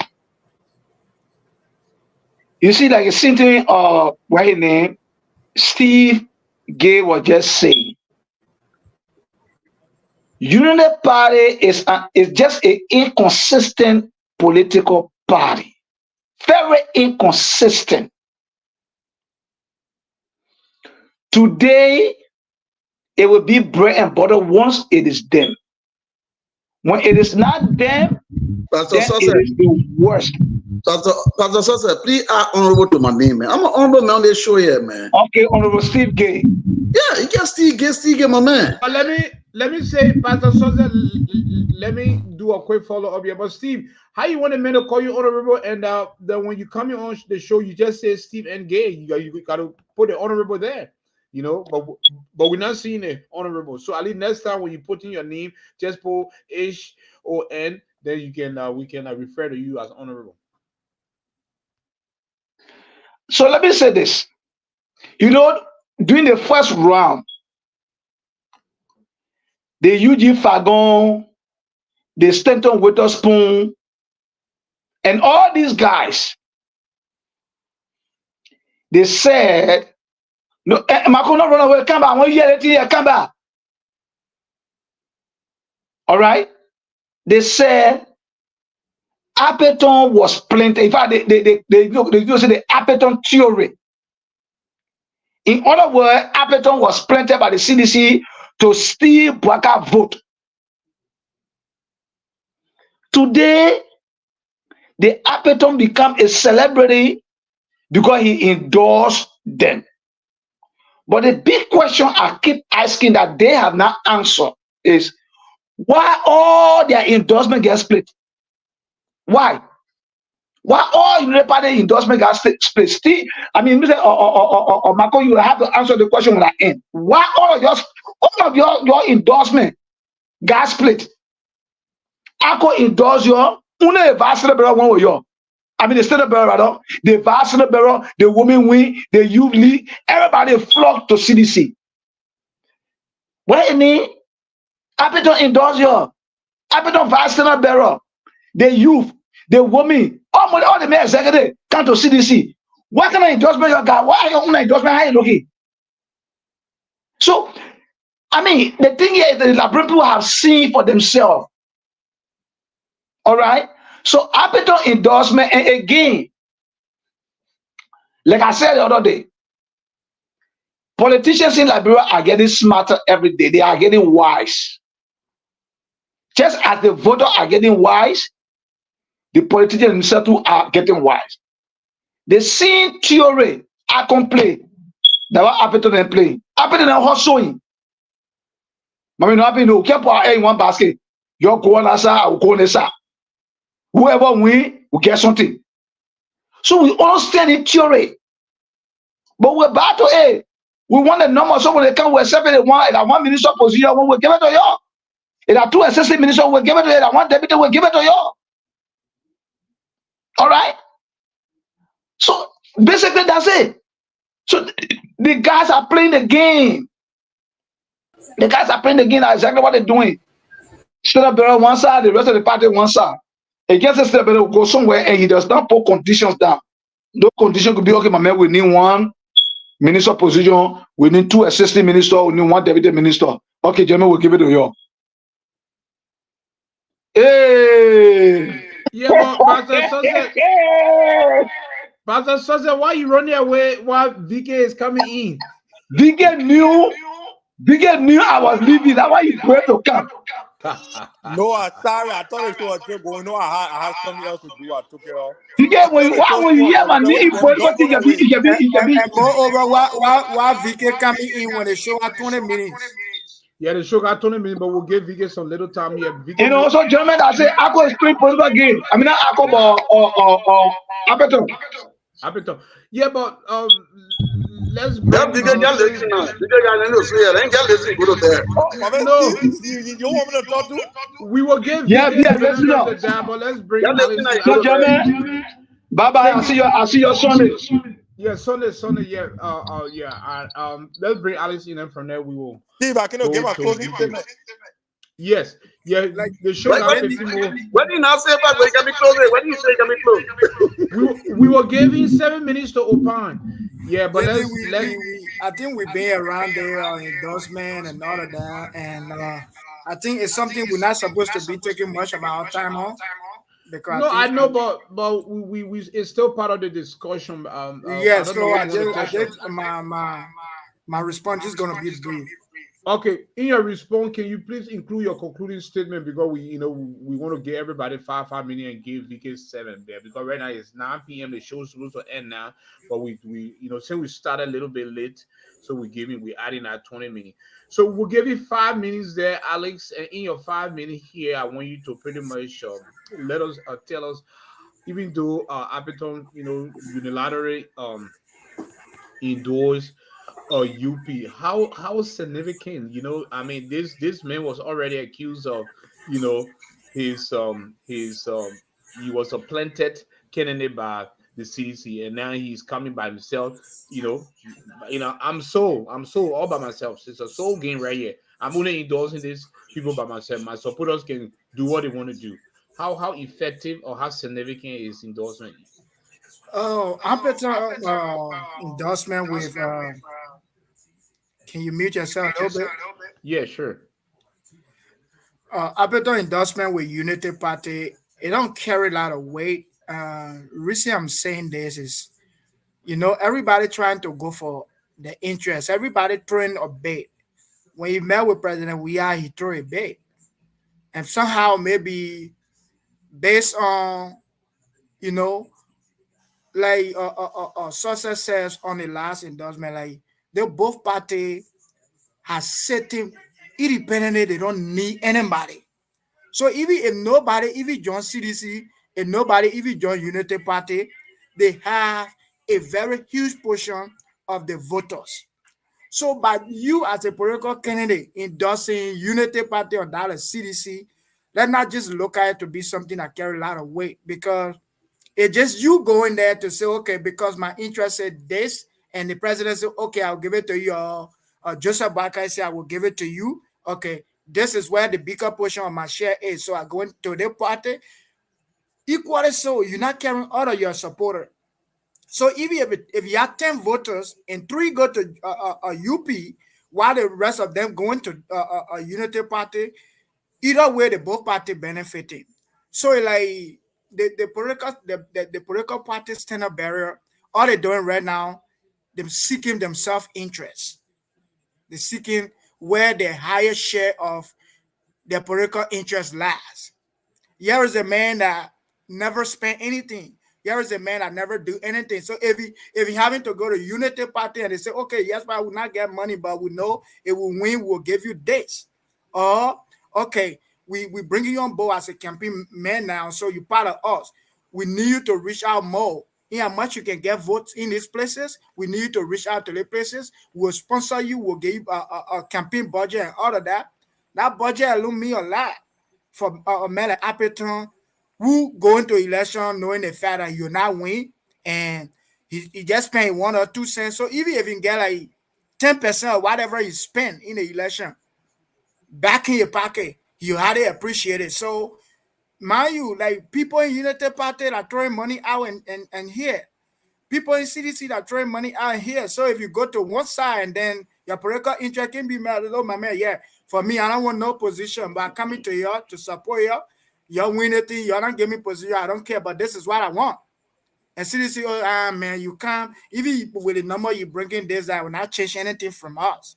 So why you demanding it too much and you go to Unity Party and Unity Party say, okay, this is what we can give you, he will definitely go on that side. So endorsement to UP, I don't think it carry a lot of weight. It don't carry a lot of weight. And to conclude, George Weah play a significant role in the lives of Liberian people, the useful population. I will quote, and I will go back to three or two governments. Before then, we had one policy. Today, if I enter Monrovia, oh my man, I try to the airport, somebody to pick me up there. Like, oh, let me call my papa, maybe in deputy minister for so and so play, and he'll send a driver to come get you. Today, as young I am, I will look in the government. I had 30 or 25 young people that I know of my age. They're ministers, they're deputy ministers, they're directors. You know what that gave me? It gave me the courage that even just by whatever going on around the world, with everything that I'm pursuing in life, at the end of the day, in as much a friend of myself, of my age, can get to that position, one day I will get to that position. So, Joe, we are not only benefiting the youth, but inspire the youth. Today, we are students in high school that their parents don't have to worry about YFE anymore. Today, we are student in colleges that the college fee are being paid. Today, if you go in the borough, a Negro town, you go a West Point, today, people can play on a well modern stadium. Today, you go PHP, place we call People Beach at the time. You go there now, this place has turned to a new modern city. Today, you go Negro, Backlessville, where nowhere could even live in a house with commode. They got apartment, everything placed out there. Today, we're looking at the same man where even Joseph Yuma Bwaka himself lived. The transformer that gave Joseph Bwaka current is the same transformer that gave George Weah current. So today, George Weah, Joseph Yuma Bwaka, in one way or the other, benefiting from President Weah, and every little row around, wherever Joseph Yuma Bwaka lived, they are all quoted. You go over there, all those little roads, they are all paved. That was never the case during Unity Party time. Just by the vice president lived there. He was used to be bouncing in those roads, rocket road coming in town. Joseph Nyoman Bwaka as a person never thought he could even reach at a level of politics. If Joseph Bwaka being here for the 2 years in government, minus the 12 years. I can attest to that. He said it to me. Yeah, the total time Joseph Nyoman Bwaka has spent in government, if Joseph Nyoman Bwaka had the thought that today with my services and whatever contribution that I'm making to Liberian people, if you are making impact in the Liberian people life, that will have come to a mind. Show me a newspaper. Show me 1990 or whatever newspaper that you are seeing Joseph Bwaka go to whatever radio station to talk about Liberian people, to advocate for youth, to advocate for students, to advocate for local content. So we give you one more minute. So Joseph Bwaka himself could not boast of any other thing in his own hometown. To tell you that the papa had failed, George Weah beat him in his own hometown. So the thing is fair and clear. There are people who will vote for him because he's from there. But if I can lose in a town that I was born and 12 years as vice president, make it for the 2 years in government, if I can lose in my hometown, JD, then what am I campaigning for? What am I wanting to be president for? So the party is filled, so is Joman Baka. So everything about him, there is no structure, and they all just be a group of ingrates. They had no it just bunch of corrupt people pushing up party. A man who took a presidency over his own health, that I will become president. before I can't do my surgery. A man after 12 years and 6 years, he already broke. People got to rally phone around to feed him. Thank you, Alex. Let's bring Vicky in here. Alex, you spoke for 10 minutes, and for the benefit of the of that, or everybody will give. Then I see my amount of time. Vicky, we'll skip the Apeton question here because the Apeton question I want to ask us Sidishan. So I say will be next. So let's skip the Apeton question. Let's go for let's go strictly here. What is the roadmap? I want your 10 minutes presentation here. We're gonna give you 10 minutes to see what we get Alex 10 minutes for a closing. I want Same your way, 10 get minutes. 5 minutes. No, Alex, well, checking the time. You have 10 minutes. 10 minutes you spoke. So what is the roadmap, the victory roadmap for Baka in the runoff? Thank you. I was sitting here listening to Alex and I just have a smile because I don't understand citizens. I mean, you call people corrupt, you people are the most corrupt individuals. Liberians have rejected you in numbers. The election results show it because of your corruptness. Yeah, just a bugger. He say he's not broke, but he's never stolen. The problem is you people glorify those that steal, and then come here and say this other person is corrupt. I mean, if you don't, citizens should not discuss corruption. I mean, citizens start with C, corruption start with C. They're all in the C. They're one in the C. There's no difference between CDC and corruption. So I don't understand when my fellow citizens come here and say, oh, they're bringing stuff. You people who are in government now, look at what happened to your minister at the G. Delegation School. There were young people who chased him out because he tried to tell them saying he will feed them for 3 days. And those young men and women were like, we don't want 3 days worth of food, our rest with food or something. Our labs, we don't have labs. We don't have books. Our teachers are not being paid on time. And then you come in from us young people and tell you feed off for 3 days. That's an insult. Look, AJ, if you look at what's trending in Liberia, you know CDC is in trouble. And they don't want to say they are in trouble. They are in serious trouble. Let me tell you something. Monserrato is gone from CDC. It ain't coming back. Jose Yuma Bwaka, you even look at, CDCs are getting these. Look, you even look at the endorsement and the people that are endorsing, you will know that it's serious. I said it again. Yes, the government, who said they were most popular, they won 43.84. Joseph Bwaka won 43.4 something. They were in a statistical dead heat. I've never seen a good government be rewarded at that before. Good government is not rewarded. Good government in Liberia, they were going to win a landslide victory, but it's not happening for them because guess what? The Liberian electorate is not just voting on what they say Joshua could have done or his football days. He has a record to govern on, and the Liberian people are using his record of governance to repay him. And they will not be kind to they're not repaying him kindly. Look, AJ, let me tell you something. The rescue train is working hard.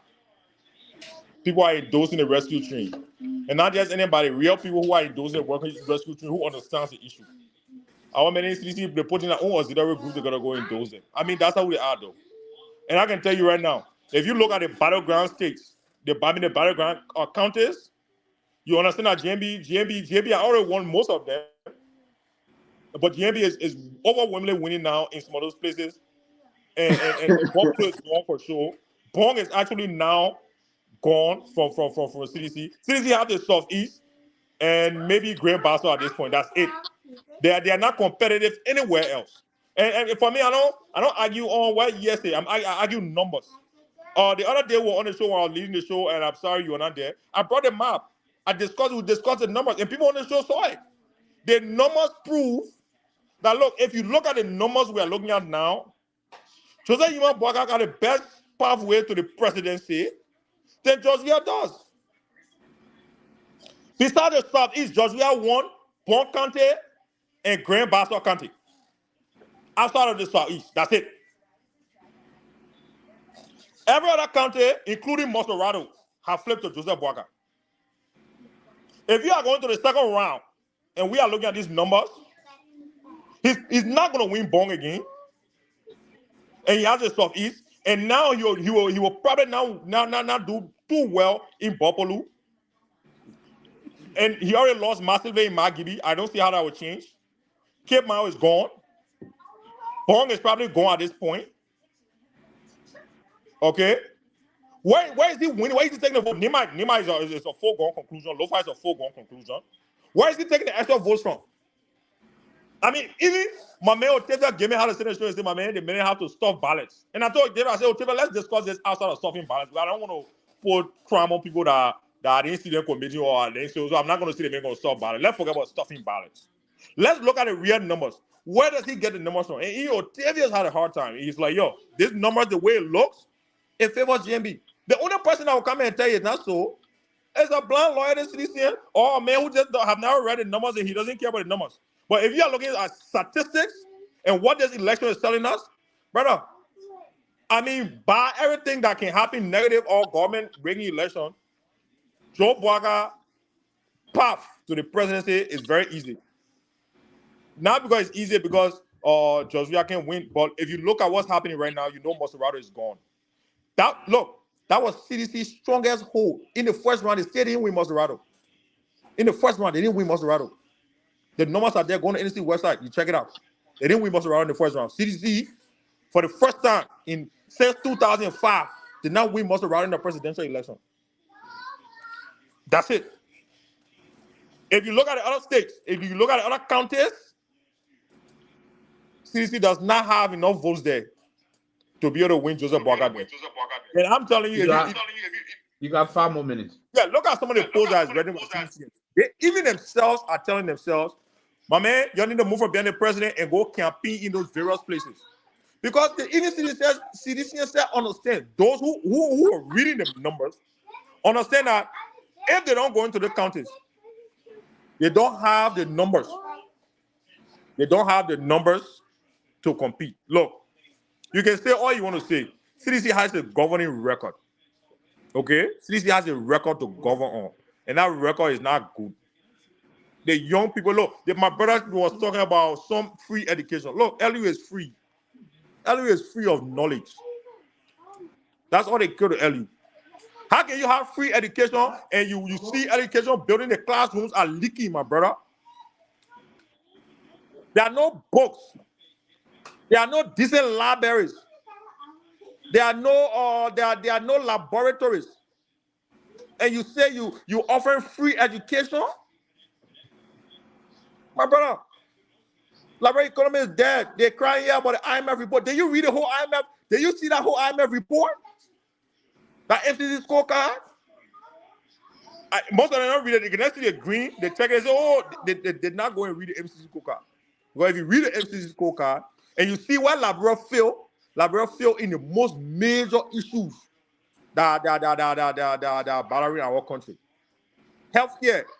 Just today, young doctors were protesting. They read a position statement on our government. Are those people too not intelligent? Those are some of the most intelligent people in our country. Just today, health workers, young doctors in our country. People are mutinying for salaries. The minute Bay Road today will bust in 6 months, maybe even less than 6 months. No quality. Because they will eat the money and pay less for the roads. Our foreign minister, Samuel Tuah, went to give, he said he was giving money to people. He said he gave them money to today. There's no account. The central bank is depleted. And we are here discussing a group of guys who sit on the Jamaica resort in here. My dear brother, the Liberian electorates have been resolved, and their actions and attitude are telling you that based on the record, the Popo agenda for development is dead, DID. Joe Boaga is going to be the next president of this country, because not because of him, it's because the Liberian people have said they gave Mr. Weah the opportunity, and he and his friends decided to squander the opportunity. The Liberian people will look at themselves and say, look, this is 2023. If we don't change something now, we're not changing that in the future. And let me just say something Apeton for Ali here. Yeah, let me even Apeton, who they put in there and gave vote, the man decided that vote again was just not that important to look at Liberia in that kind of position and put Georgia back. And that's when you know that patriotism is flowing in our country. Look, come on the 14th, AJ, I will be on the show. Tell me that Tuesday, so tell me that Tuesday will be on the show on Tuesday. Me and Marco will be here to tell you people what we have been telling you people forever has been the truth. But my man, you The can't leave Liberian the people show have when you see resolved. you. The No, Liberian people have resolved. he's not gonna leave. I said he's gonna stick around while you give your No, closing I'm being honest. statement. No, I'm just saying. I'm just gonna go. I said, yeah, listen. I want to listen to YouTube. Right? No. Yeah. If anybody that will leave the show, it might be Steve and Malcolm, but Yeah. they will be So, here so, to. They have let to me give just their close on closing this. statement. Let me just close on this, AJ. Yeah. The Liberian people are resolved. The numbers on the map say that Joseph Boga is going to win, and I don't see him nowhere around. Barring anything that Joshua want to do, I know he can do it. Come November 14th, Joseph Boga will be the next president, and the transformation of Liberia will begin. Thank you. So moving to Isaac first, ladies and gentlemen, let's welcome Isaac here. Isaac is been one of our panelists from since we started the network here. He always come and contribute whenever we are live. So Isaac, we gave you 10 minutes. What is looking at the electoral map? What is CDC path to victory on Tuesday? Thank you for having me, AJ. My man, the man turn the camera over. I live Valley Pool and they may they gotta tell you see the team. I'll look at you.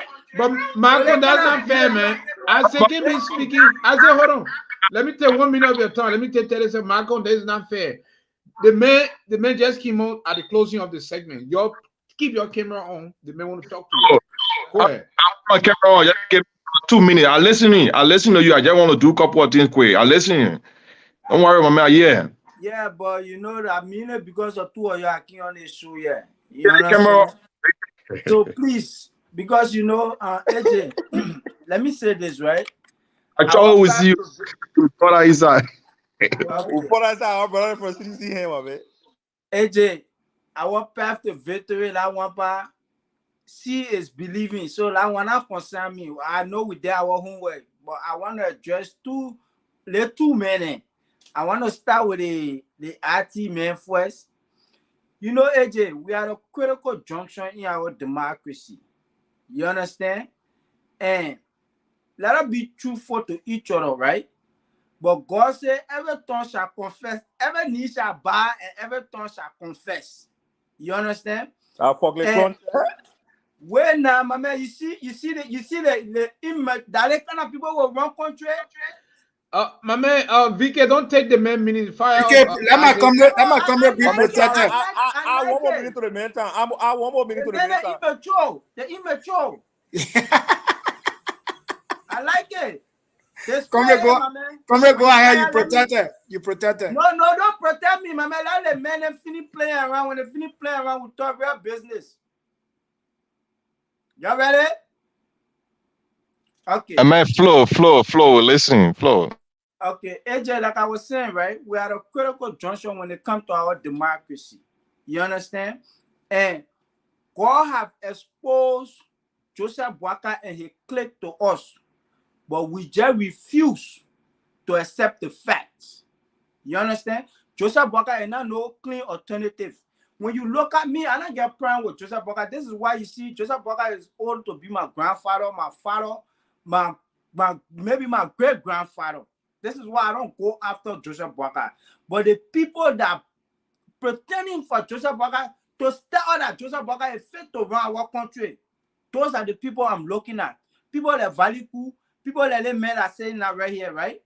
They may sit down tonight and confess to you that he scanned our electoral process, our election commission data, or whatever.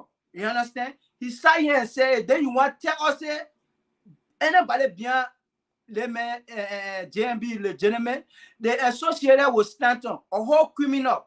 They're arresting another Ghanaian man in Liberia associated with them. Can you tell me these people have any good interest for our country? But you know, let me go to Liberia Valley Cool, right?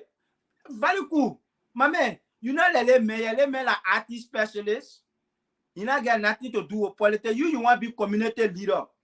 If your level of thinking like this, telling us, I want anything about Bailey car, then you telling us, my elect president, I telling us, you're not know, say, JFK is named after one of the best American presidents. when we go to America to go telling people say our hospital named after Your them, man, they will come your man help us. Malcolm ran away. But You, go ahead. He you listening. understand? This is the kind of president you want woman bring to our country. My man, let me tell you something. You all stop the personal interest business just because I'm gonna get close proximity. It's not about close proximity. Now not because Bwaka is vulnerable to y'all, because you can get close proximity, then all of y'all supporting Bwaka. You understand? AJ, do me a favor. You have journalists in Liberia, okay? Take these guys to go on the street at night. If the way our country was looking in 2017 is it how it's looking now? You understand? Tell your journalists to go to PHP. Mama, go see a state of the art design to put over there. 2 basketball feet, kickball feet. Mama, go look at the team for yourself. And you got people like Valiku that sit down here that want to run Liberian community. I see what, but I got message for Valiku. You know, say the current people, you don't play with their joy. We are being me. You can't wait election in Des Moines, Iowa. Why am I lying, man? I will get in the crowd, oh man, hell will vote against you. Because your mentality is still old. You not know, say, mama, you not see the vote president we are there for granted. You can't win election in Iowa again. We will teach you something. You that travel politics we're doing, yeah? But Vicky, I will let you rebut, but give the man chance to opine. You know, so No, AJ, don't. If you give me VK chance to rebut, then you must give me chance to rebut to VK too. Yeah, everybody will talk. I have to go to Malcolm and see. Yeah, I got to talk. Yeah. Interrupting me, but what are you doing? You can I say opine? Continue to opine. The man got 6 more minutes. You know, but people like VK come here and make blanket statement. They talk about economy. Mama, you go local. You ask the Liberian that on ground. The electricity they enjoying today, is it the electricity they were enjoying in 2017? You understand? Go ask the people the way they can socialize today. Mama, send somebody to PHP back. AJ, please do me that favor. You will be amazed of the video they will send you from PHP. La play like what people don't buy before. All the broke people, Joseph Bwaka was vice president for 2 years. He not even get road going into a country. Then he want blame Jawea for that mistake. Jawea only has 6 years. You have 2 years. You not do it, then you want blame the next man. You are agriculture minister for that same local country. Then let's start playing politics. Let me, I don't know, Value Cooper, he the feature for a children. I thought say that the children are supposed to be featured for the follow them. You know, say like when you're America, that may be nursing home. But when you talk Jenna, they will tell you, say, oh, and Joe Biden, the president, America, you can put cat in your country, it will run by itself. Lana Laburo. The manager want to go use that paper to get to power. And all of them are social scammer. We can start from the list of Stanton Witherspoon. The guy, Malcolm just confessed tonight that he scammed our system. That means Malcolm tried to play with normal in our system, but it was not successful. That confession. He told you that the thing that made me want to come on the show. And so are you telling me Michael confession is on record? It is on record. He said that he scammed our database, but the people that got something and I were protected. But these are the people that will tell you, say the supporting United Party is the only best choice for Liberia. My man, look at CDC back. We believe in transparency. You understand? And I want to agree that the number will play with, because me, my man, the first numbers I got, Alexander supposed to come number 2, number 3 are me. Now no Appeton. Tell them one bring that Appeton guy, but you know what the opposition can do? When they back to play the dirty game, they can start blaming the CDC first. So when just in case if they catch them in action, then they will link it to the CDC. But these the man went off. I think yeah, go ahead, Isaac. You got the man got 10 minutes now. The man got 10 minutes. My man, no, I'm no, not the man you got- are interrupting me, sir. I say because of the interruption, you had 3, but I 1 more. They got 4 more minutes. Okay. These guys were accusing us about Appeton. Appleton, where they squeeze vote to him, that just to tell you Appleton did not actually have vote because the voter they start going to President Wiasa. That just tell you.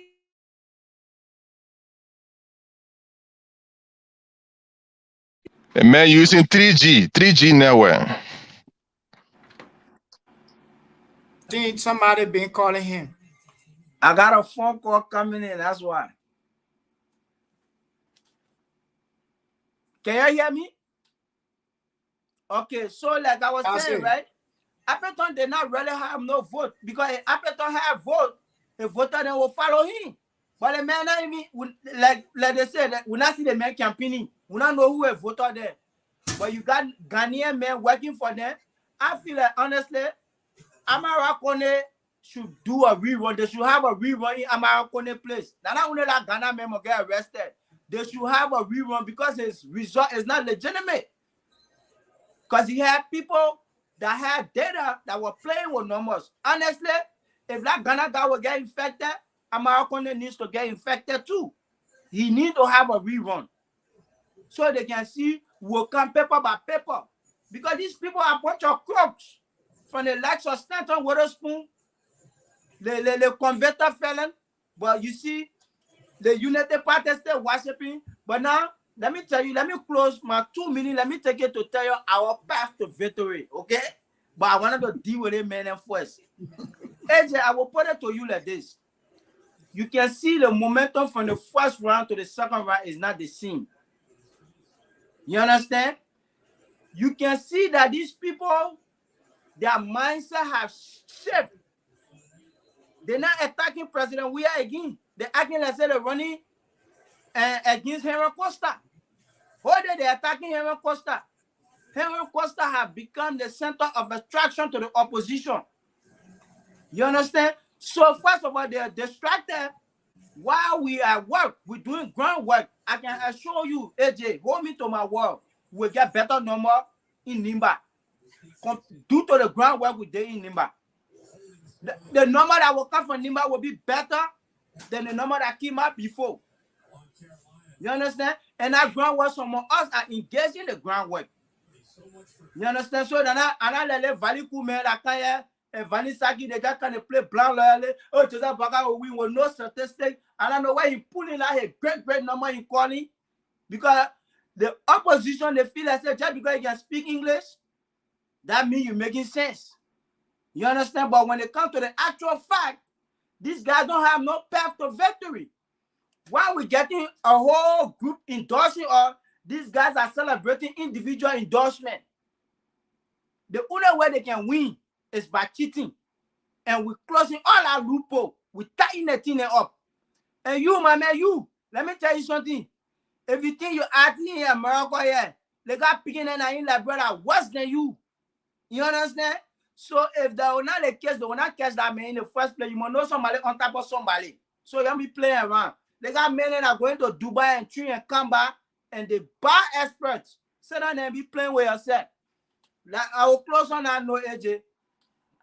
Thank you very much. Yeah, at least you pretty much was on time here. Let's bring Malcolm on here for a closing statement. Then Steve will be the last here. Then after Steve closed, then I will ask any of you guys that want to rebut, but the rebut will be 3 minutes. Yeah. So let's bring Malcolm. Malcolm, can you hear us? Yeah, definitely. If you guys can hear me too. Yeah, Malcolm, in your closing statement too, we'll give you the benefit of the doubt. We'll give you 10 minutes. Do you want to rebut to Isaac, or you want me to ask you a different question? I can use 5 to debug Isaac, and then my other 5 for your question. Okay, so let me ask the question here. Then you can either start with a question or rebut to Isaac. Why was Finance Minister Samuel Toure booted out of that chased by the student that in Capital Bypass, the high school student, and they couldn't get a chance to speak. They chased him. So guys, just a moment before I speak, let me connect my phone and charger. I mean, boy, how come you in the darkness now? Don't worry, my man. I can see me. My man, you are I'm going to look for money. I'm running around the West Fargo data center. Just relax. I can still talk. You see, with the issue with our summer tour, Yeah. look, man, the dynamics of our politics is changing. Okay, the young people that you saw a few days or few hours ago that were booing summer tour, they just proved to the rest of every Liberian that had doubt. They say, "Oh, can you guys hear me?" We can hear you loud and clear, brother. Okay, so it's just an example or an encouragement to the rest of the students in the country and meaningful young Liberians that the future are not for food. Summer tour, like they have been doing from day one. You cannot go to people, you put it into leadership, you cannot give them an opportunity. When we talk about rights or money, give people the ability to work. Create vocational school institution where people who cannot go to a 12-year grade school or college, they will have the opportunity to learn trade. I think the government are capable of doing that. But if you have a minister of finance going on a government institution or campus where students are complaining that even what the future what they endure to learn or to achieve in the future is being temporary because they don't have the resources, and you saying that they are disgruntled. I don't think they are disgruntled. Matter of fact, I got some money for the picking out bad and kobo. You know what I mean? I just so But they did the they right don't thing. want food. They're not for food, but then they chase them. No. Hey, my man, you're talking. I ain't interrupted you. I know I interrupted you. Baby. So, Samuel Twa is a failure. He's one of those people in government who have failed this institution and brought shame to George Weah and the entire CDC. So, you cannot get people that are going around. You should carry different idea. Buy books. These are things that they want, not food. Don't say, "Oh, I'll do food for you for 3 days." Is that why you wanted to give the vote to President Weah to endorse President Weah? No, that will not stand that the children are tired. They sing loud at their young friends, and they men talk about they got IT people there. I'm happy that they got my brother. I'm one of those people. They got plenty of IT people in America for in our community. They say they got a degree, but when it comes to working in the field, forget it, man. I can apply for any job. I will get in IT. It doesn't matter which one. Matter of fact, I refuse this one and say I don't want it. Okay, so I'm happy that competition is there. That's what we want. I don't want to use my influence to load down on somebody. No, I even encourage a lot of kids back when they call me. Oh, people, what can I do? What can I do? I show them stuff. But do you have a school system there that ready can teach? Do you have to go outside the country to learn IT skill? No. The government can provide that opportunity. Not everybody have the resources to travel outside and abroad the country to go learn. That's where the government come in to help the people who cannot help themselves and say, look, you smart. Look at India. India 20 years ago, they were nobody. But right now, they have the human resource. You got people, what they did, they don't send people to college or school from the village. They go to the village and take people and train them how to do IT. And then they have a company in the US, like in the West, that will bring in people and say, look, we get expert. And it works for the US and other places, because if I'm going to hire somebody from India who's doing the same job and I can pay you less or a little or nothing, but it's still going to get a job done, I'll go for it. That's why you see that in demand. We call it human research. You don't have a bunch of people that got degrees. I would never go like brother go compete for a job there. I want to compete here where when I go on Indeed, I apply for a job, you have about 10,000 person applying for that same job. And then it just get to do a who got the experience. They don't have degrees in my field. I would never go to school to get master in IT, no. But I got 10 good professional certification that can take me anywhere. I don't want job in Liberia. We just want a system to work for everyone. If a Liberians are doing well in Liberia in IT, I'm happy. I will even be glad to learn from them too.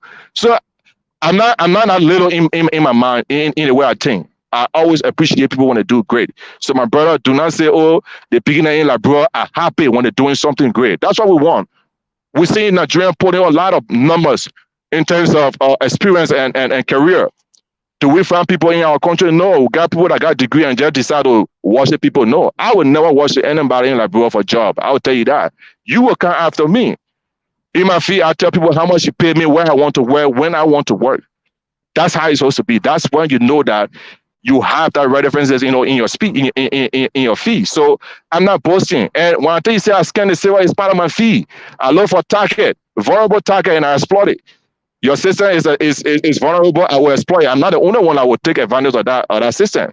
So I'm not playing with data. You cannot show any proof. And I tell you now, I use Linux, and whenever I'm doing my scan, I make sure I'm not in a monitoring mode on my wireless adapter. I'm in manage mode. That means I'm taking control. So you can go and tell them they can do research.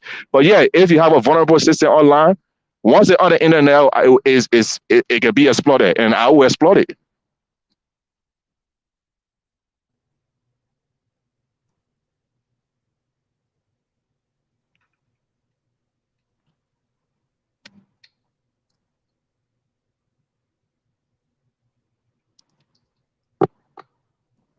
I'm not hearing you. I'm not hearing you, my brother.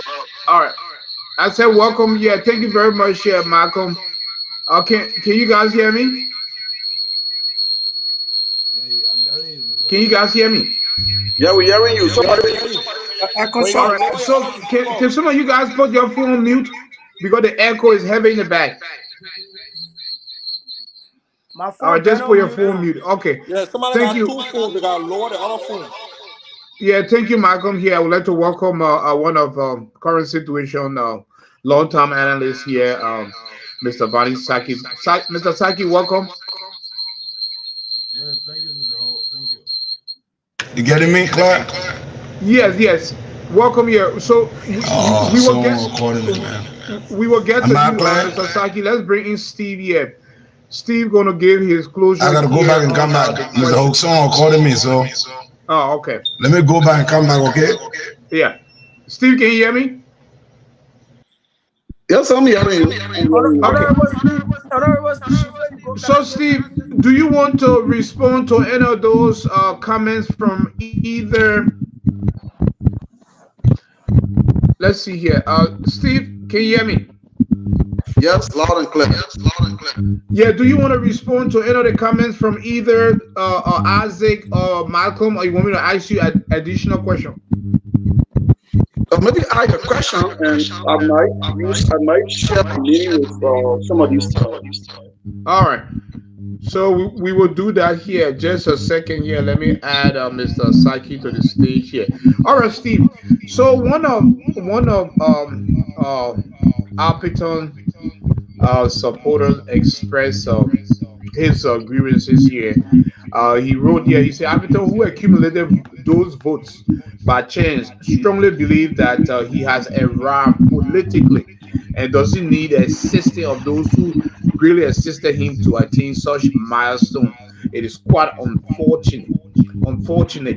And so how can Alpiton downplay his supporters here by unilaterally, endorsing UP, and telling his supporters, say, do your thing. You can either go UP or you can go CDC.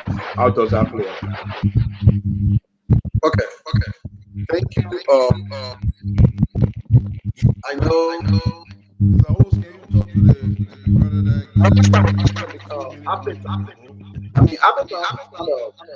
I kind of already want to mean. I will also feel about it.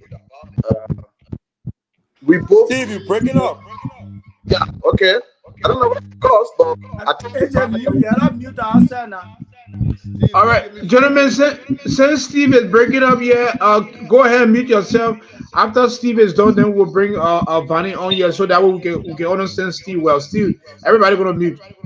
Yeah, Vani, you mute yourself. Okay. No, Vani, mute yourself still. All right, good. Okay. I think the place is a little bit quiet. Okay. Thank you. I think as a political party, as he claimed to be, and went into the race, when you take a political decisions,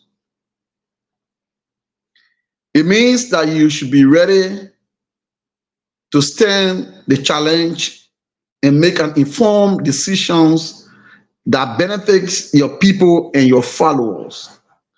One thing it shows to every politician is that Appleton doesn't have control over his followers.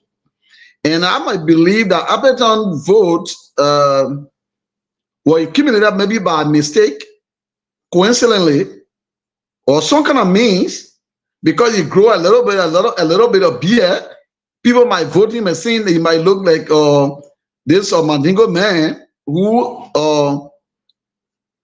you know, they might take him to be how they call it, Iko Standard Bearer, because his face is not being something familiar in our political landscape.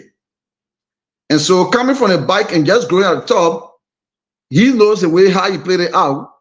But as a political leader, making such a decision to take decisions, there should be some press conference, there should be some discussion as a party executive to discuss some of these things before moving on. So that is a great disappointment to his own people. But indeed, other people had to be careful because they will kill their political ambition 2029. And those decisions they are taking today will haunt them 2029 tomorrow. And so most of them will have problems. And that will give some of us the opportunity. And that I will like that. Then I continue to be making a mistake.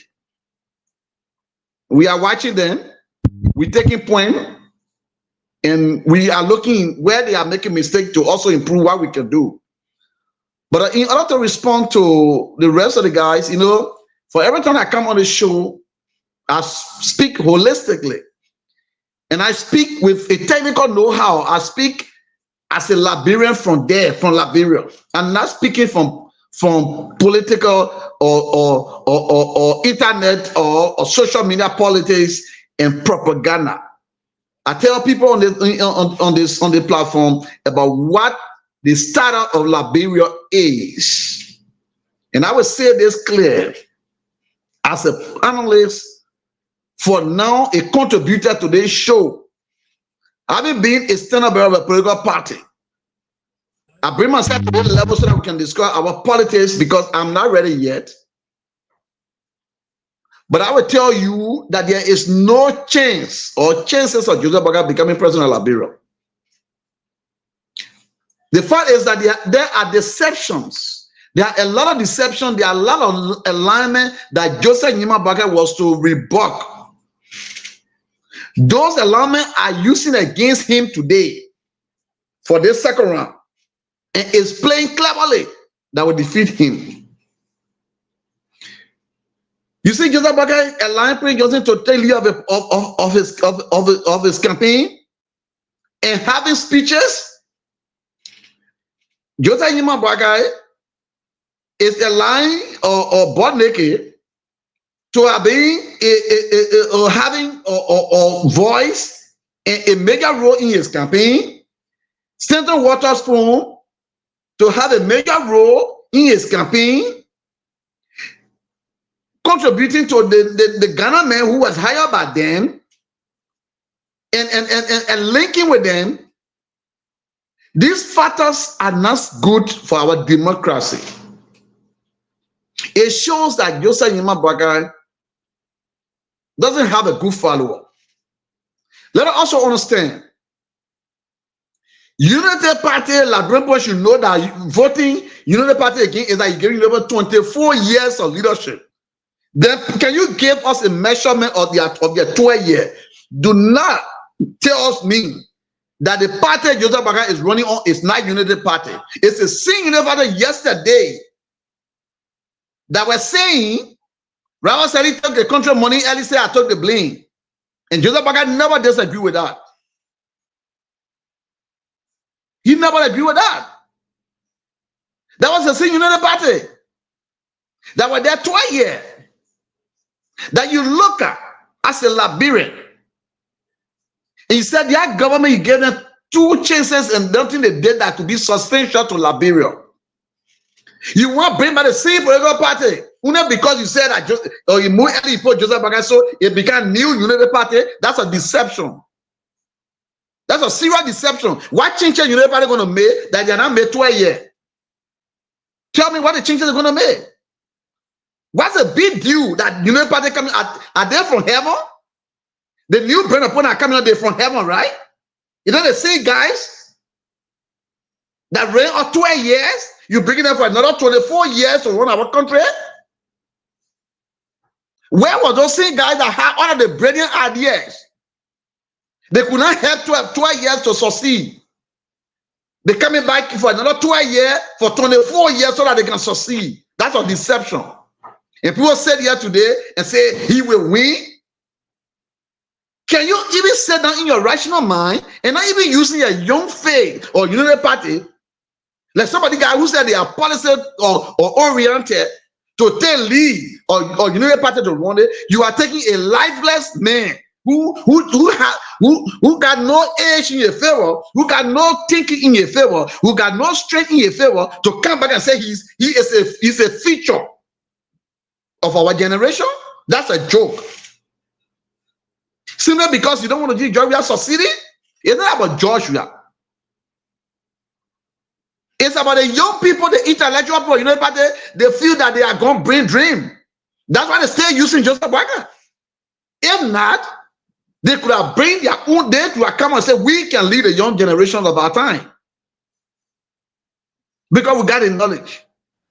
Steve, you got 4 minutes. You got 4 minutes. I gave everybody 10 minutes. You got 4 minutes. I'm saying this on this platform tonight. Every time when my brother Patrick will come and say, Michael will say, guys, that's not me yourself. Okay. And you come and say, CDC failed the people. I don't understand. Can you put them to contest? List where they are failed. List those things and tell them how they were to improve it. You are not also telling us that United Party supporters where every time you come on the show here, you're only buy more job here, but you got no policy impact. You got nothing to tell Liberia the way you want to make Liberia better. But the only thing you come to do is to get buy them off. Get by them off. But also, y'all tell the people now what you will do, what different you're coming to make. What are the changes? What are the policies that you're breaking? That you want to convince people that you never got all the ideas? What are the ideas? No idea. Only criticizing. And that have been from day one since Georgia took power. The United Party people have been refusing Georgia government from day one. So what you're saying that string here that you're coming to tell people say that string thing you're saying? Georgia not even take 3 months in power after inauguration. Do you come and say 16 billion law? Do you people rational in your thinking? 16 billion. So one person went and just put it in the container, carry to a house and put it in behind a house. Is that some people thinking of that? Then y'all want the government to go to people, a country, and say, please help my country. When they say, oh, you just took 16 billion. And you're not discriminating the difference between the dollars. Liberian possess $16 billion missing in Liberia. You will never understand that the donors in other countries think that are US dollar you're talking about. Because the people know that Liberia using US dollar. So if you can take 16 billion US dollar from your country cover, you want investor to go in your country to help you? You think not by the grace of God that even United Nations or World Bank, IMF are still giving money to Liberia? When you say Liberia, they cost 15 billion. 2 minutes. You know the definition of billions that one may talk? But you still want to believe in that your community can't help Liberia. When you're destroyed Georgia for the 3 months in government, you also the 60 billion. 3 months, the mega head of government. Up to today, you're still lying. You're still believing that you are the best. So the day Georgia became, you are inaugurated. From that very day up to today, you're still saying Georgia failed. I mean, why we are not rational to ourselves? Can you guys compare 6-year achievement and that a 12-year achievement? But all the United Party people believe it will exempt Joseph Parker from their failure of 12 years, and he's a new banner from heaven. They get to you from in the park. The Joseph Parker who was part for 12 years in the government, now the Joseph Parker coming, now they don't Joseph Parker coming. Show me one newspaper where Joseph Baga differ with government with different or policy differences. Say he's a brilliant man. Policy differences. Show me one newspaper. Show me why Joseph Baga ever advocated for Liberian people. Where? Show me one of the challenges that Joseph Baga built. All right, 1 minute, Steve. Steve, let's wrap up now because I have to bring Vanny on. I just want to say to this guy, your connection in the United Party, looking for opportunities so that y'all can enter government, that's fine. But you know, I beg you, y'all wait for some more, so that all of us can go build our country. Y'all leave Joseph Baga baby, I beg you. There's nothing to help you. They can't help you nowhere. You don't get together and form a new bring an idea that we can go and perform our country. Thank you, Steve. I know Steve is trying to campaign here, but let's bring Vanny Saki in. Mr. Saki, welcome. Can you hear me? AJ, can I say something before Vanny can go? Vanny, you are not audible. I'm getting you clear. You're not getting me? AJ, can I say something before Vanny can? Yeah.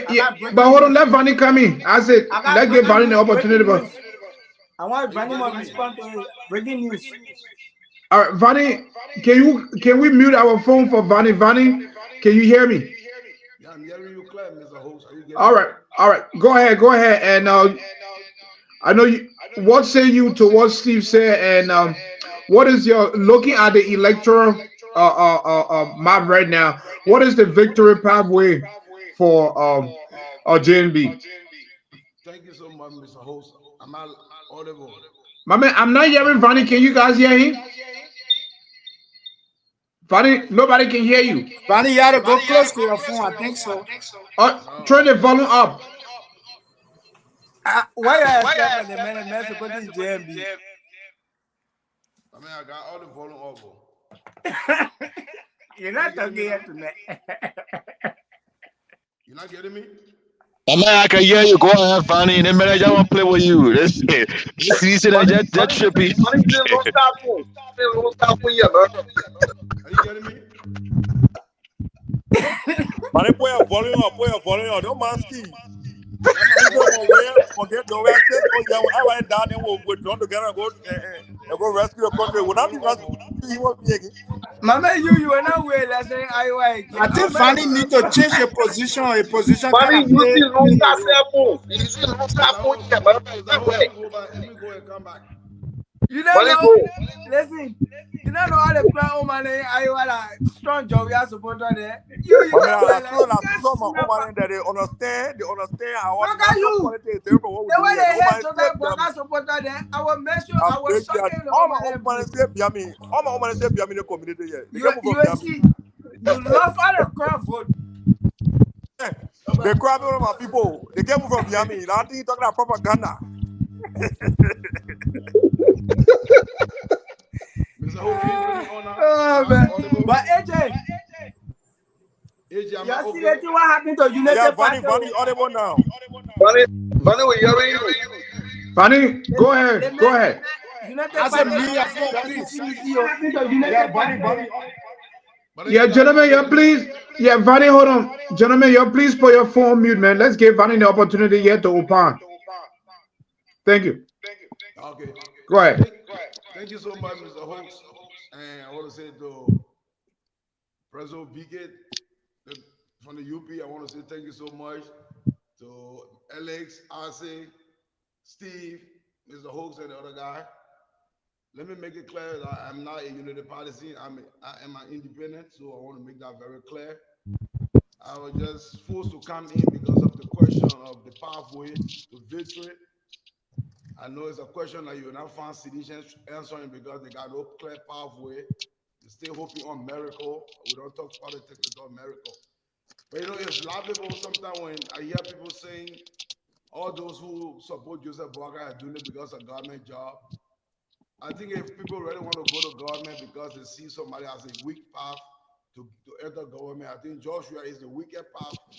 If people really desperate for government job, Joshua is the best guy to get around because he does not understand government. He can be the easy guy to use to get the government. GMB is well sophisticated, and it's a mockery for people to think that, oh, people that support Joseph Boakai is doing it because they think the old man He don't know what you do. You just go. You just get in government. It sounds funny because when you come to experience, education, everything, Joseph Newman Boga is far sophisticated than George Weah. So if everybody are into this for government job, the weaker target is George Weah. But let me make something clear. My brother Steve said there's no way Joseph Boga will be president. I don't understand. We're gonna political mathematics, looking at what factors he using. You know, maybe it's just a personal feeling. But let me walk you through the pathway. First, one thing that I will not tell you, majority of those who cast a vote on October 10 voted against George Weah. That's one of the facts. Majority of those who cast a vote on October 10 rejected President George Weah. 57% of those who cast a vote, we're using numbers now. 57% of those who cast a vote on October 10 rejected President Weah. President Weah and Joseph Boga got 43 equal. If you minus the 43 from the 57, you see that 14% of those that cast a vote on election day did not vote for Joseph Boga and did not vote for George Weah. That's one clear political factor. 14%, I repeat, of those who cast a vote on election day did not vote for George Weah and did not vote for Joseph Newman Boga. But those people make out the opposition block. Now, when an incumbent and an opposition go to a runoff, who stand to benefit from the opposition community? 2017 result can relate from CDC and Unity Party. CDC had 38.4%, Unity Party had 20-some percent. We went to the runoff, George Weah benefited heavily from the opposition bloc, taking out the 61%. That's group one. Group two made up people who registered but did not vote. There are a lot of people you notice that in this election, there are a lot of people who do the voter registration, they register, but they did not vote. Now you want to know why they did not vote. What will motivate ASID to go register, motivate Ellis to go register, but then time for election, Ellis does not want to vote. Something irresponsible for that. Ellis and ASID fall in group two. They don't want to vote because they feel that no reason of voting. They think it's just a waste of time. Their vote will not change anything. They're frustrated because they voted 2017. They expected something better, and it's the same work, so no, they're wasting their time. So they stay away from the ballot box. Who can easily appeal to that group of people who did not vote in the first round of vote? The opposition candidate, because you know what? He will make an easy appeal by saying, "Give me a chance. Don't get frustrated. Don't stay away from the ballot box. Give me a chance, and I will make it different." So Joseph Boga stands to benefit from two big groups, Mr. Host. Group number one, 14% of those that cast a ballot did not vote for Joseph Boga and George Weah. Joseph Newman Boga is going to get big chunk of that 14% just as George Weah did in 2017. The second group has to do with those that registered did not vote. Joseph Boga is going to make an easy appeal to that group because the disappointment in that group is because of the bad governance. When voters do not feel that the government is working for them and don't see the reason of going to vote because they feel that the governance will not change their lives, they stay away from the ballot box. So the opposition can make an appeal to say, hey, do not allow the current administration disappointment to make you to stay away. Give me a chance. I'm a different guy. Try me. So our power is big. Then you go back now again, politically, you start looking at endorsement. I say talking about momentum. You should not be talking about momentum here, I said, because when you go by individual, you go by party. Joseph Newman Boga attracted more political parties and big names than the CDC. That's a fact, no argument there. You can count the political party and count the individual, no argument. So when it comes, if this election was just about momentum, then you should not even think about running because you don't have a momentum. You don't have a momentum compared to Joseph Newman Boga based on the individuals and the parties, the political party. For all the past month, people are talking about opposition unity. You can clearly see now that opposition unity is really taking shape. Majority of the opposition that took part in this election are coming towards Joseph Newman Boga. You can count them one by one. Now, it go back to Steve. Let me just, when Steve said United Party are there for 12, what they coming to do by? He's like saying to me, Republicans are in power in America, so they should never come back. They should never come back again because they were there. So there's no reason. And he said, what did Joseph Newman Boga would bring when he was there for 12 years? Now the same people coming back. No, not the same people. Toba was vice president of Toba for 27 years. Toba sat there with great vision, great plan for the country. But still, you know, I know that the Constitution does not give any vice president any big scope or operation to run the government. That's why the Constitution says the vice president will assist the president. It does not say the president forced to accept the assistance of the vice president. You know that for a fact. You can know that if you compare Toma to Togma, you still will agree with me that Toma leadership was the best in our country. But he served as vice president for 27 years. He didn't pay no school, Steve. I hear you asking for school. He didn't pay no hospital. I hear you asking Joseph Boga to show you hospital, show you college. Togma didn't have any other thing before Togma died. When Togma died, we saw the best all of Togma. So now, that's the first thing. Now you have a United Party, Steve. Go back and see what United Party took like Bradford in 2005, 2006, only won 2005 and took over in 2006. They inherited a budget of $85 million and took it to 500 some more million. They inherited a non-functioning state after war. Everything was broken down. They came back and re-established all these institutions, police, the army, all the integrated institutions, took salary from almost increased salary by 100% and brought back our integrity both at home and abroad. So when you say what United Party did, it's like you want, I don't know what you're talking about because I was there, we saw the whole world destroy and broke everything down. And the United Party began the first legitimate, second after Charles, and you saw what United Party did for the country. But I just want to say the argument that, oh, because United Party was there before, you don't have to come back. No, that makes no sense. Now, let me go back to asking Mr. Host to send somebody to go to PHP. My dear brother, the only reason that you're brave to be sitting in America and living the best life is because you got jobs. Jobs are the engine of the economy. No economy works in the absence of jobs. Show me how many jobs that have been created in the private sector since CDC took office. Zero. Zero, I repeat. Show me one single company that came to that process 2018. Zero, I repeat, zero. So when you talk about taking somebody to go see, I mean PHP, look, playgrounds are not bad. Oh, don't run, don't rush me. Don't be scared of the fire. I saw people just talking for more than 7-8 minutes. So don't rush me. It's just talk for 5 minutes. You got 5 more minutes. Just continue. Thank you, my dear brother, because I saw you I beg you, I say 5 minutes. The man started at 11. He said, man, at 10. Yeah. So Vanny, you got 3 more minutes. Anyway, no problem. So I say you cannot brag about you can't brag about job in the private sector. You can't brag about the strength of the private sector. But you're telling me about going to see PHP. Look, let me tell you, the path to build playgrounds. I'm not against playground, but what's the benefit of a playground in the absence of jobs, in the absence of good health care? And when Steve talk about you people spawning jobs, you are named Steve. The American people accuse the CDC government for extrajudicial killings. They're not opposition to the American people. They accuse the CDC government for extrajudicial killings for ritualistic killing. That they are not opposition, they are American. The American put sanction on 3 of those who are top officials for corruption. Steve, they're not Liberian, they're the American people.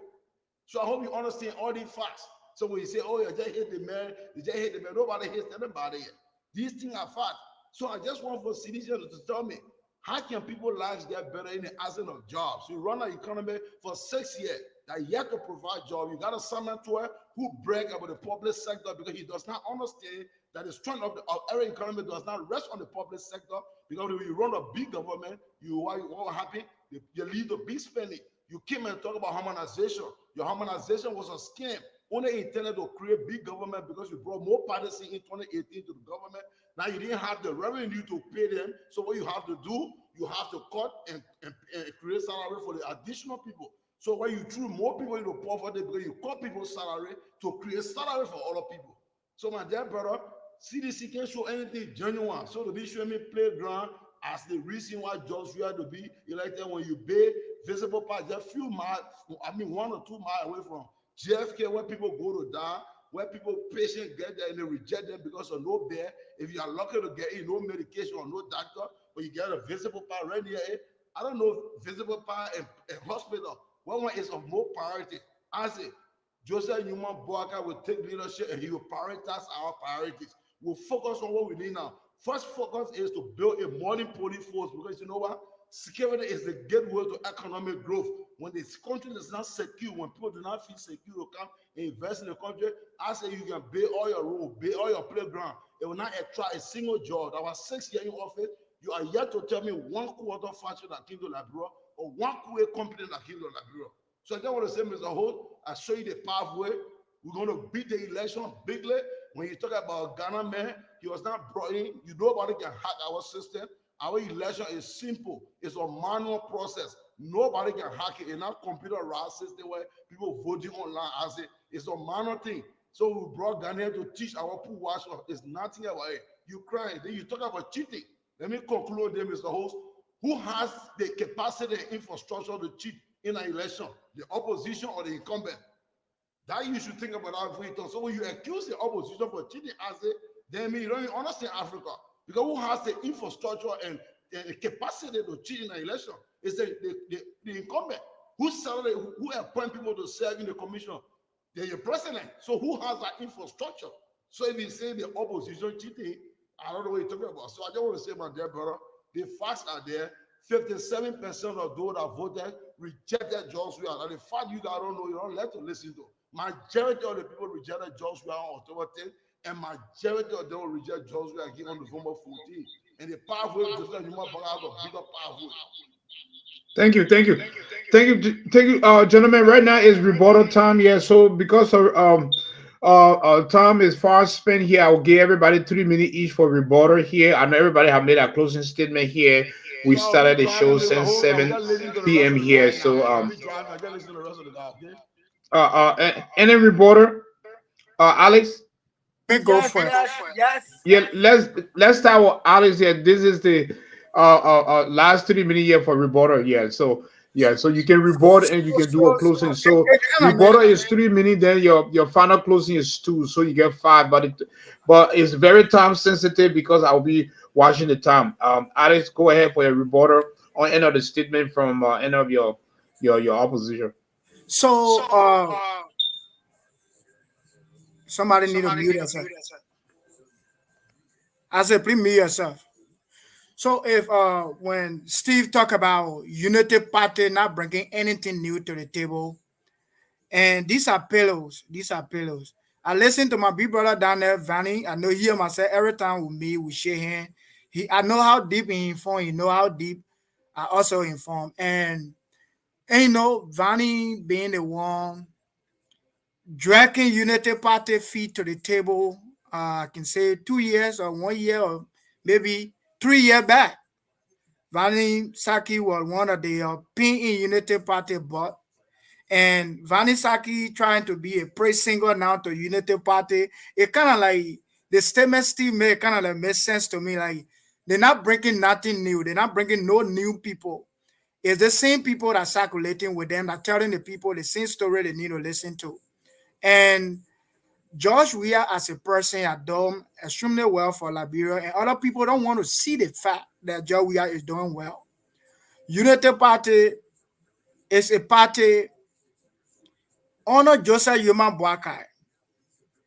Vanny spoke about health care. Honor George Weah, there are more hospital constructed than Unity Party 12 years.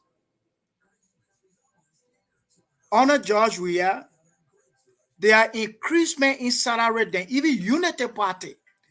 They says here Unity Party were paying police $90. Now, an average police officer is getting paid $150.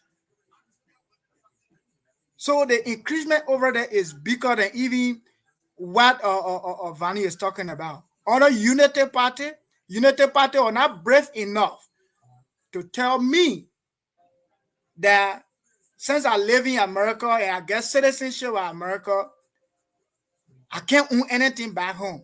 United Party are not brave enough to pass that law and say, okay, the man went exile to seek refuge. Now he's stable enough. These are people depending on to come and stabilize the economy. So we get in the dual citizenship.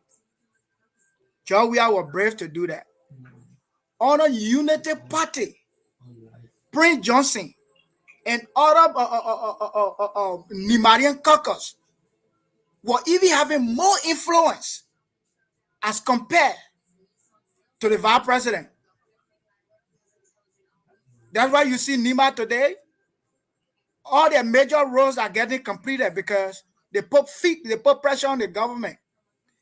As Joseph Human Baka is today, as a vice president in 42-year in government that they boasting of. There ain't nothing being created. There ain't no news.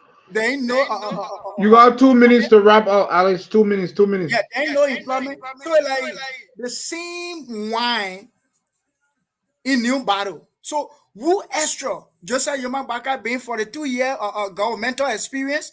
What? How does it help Liberians? What really will it change? The 42-year in being government, being supporting a family. So is everyone else. I can work for the 2 year in America and support my family. That does not make me qualify to be a president. It's the same unity party that that killed CDC, and it's the same unity party that the little boy from West Point when they went for the Nobel Peace Prize, when you're serving as moderator, when you criticize Manaseri government, the next day everyone went there and break a foot, the picking and you're dying. It was the same unity party that Harry Greek got killed. So there were a lot of killing during Unity Party time. There were a lot of bad governments. So there is nothing going to change only because Joseph Yoma Baka is there, and it's going to be more Western than even Manaseri and Joseph Yoma Baka having to be the president of Liberia. And funny as I know. Thank you, Alex. Thank you very much. Isaac, you got 3 minutes plus your closing 2 minutes. Let's wrap up. Fire up any rebuttal to Vani or Malcolm. But I don't want Malcolm. Let Malcolm relax. Malcolm, I don't want Malcolm. Malcolm na still baby. So let me go for the. You want to kill a snake and stuff on the head. Don't kill it. But you know, Vanisaki is somebody. I just want to expose Vanisaki. And Vanisaki is a big brother. I got respect for. He has said he know that. But I just don't agree with his political ideology. Because he's not somebody that willing to work. He want an easy pathway to governance. You understand? And I just want to expose Vanisaki, the type of person he is. Vanisaki is very dangerous for our country and our democracy. You understand? I'm pretty sure anybody that knows Vanisaki over the years, Vanisaki always preached against Helen Johnson Sirleaf. He said her government was the worst. He don't like her government, even though that's his auntie. He can't stand her because she's corrupt. And he was the only young man in their family that could stand up to Helen Johnson Sirleaf. You understand?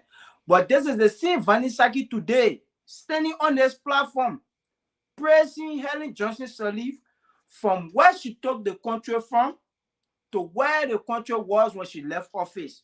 Then why was he accusing her auntie of being corrupt? Was he just envy because she was not trying to bring him into government, or she was not trying to? Is that why he was angry? Because he know fully well that the Oma were performing well, because that's why he just told her tonight. You understand? But these are the people that are angry with President Weah because they thought they would have got a job from President Weah, and they couldn't get a job. They come by America, they call themselves opposition. You understand? Nobody will sit there and say they were supporting President Weah since 2005. The first 2 years they met assume office, you become opposition. This is highly hypocritical. You understand? I will not buy that mindset. You understand? So Vanisaki are the people. These are the people you see when I say JMB not qualified to be president, is because of people like Vanisaki. Vanisaki told us that Helen Johnson Sirleaf was corrupt for 12 years and that he entered. But Speaker Tyler, every time Speaker Tyler came to America, his best friend to Vanisaki. But Vanisaki is not a sedition. Vanisaki and Speaker Tyler are from the same party. They joined a coalition. You understand? How can you tell me, say Helen Johnson Sirleaf is corrupt, but you eat bear with her a speaker? Vanisaki tells us Helen Johnson Sirleaf is corrupt, But today, Vanessa is worshiping Amara Kone, which is Helen Johnson Salifana minister. Can you help me, AJ? Maybe I literally are slow to process. Is Vanessa a flip-flopper or what? Or he's a bloviator? How we call it one year, AJ? Please put title on it, applause.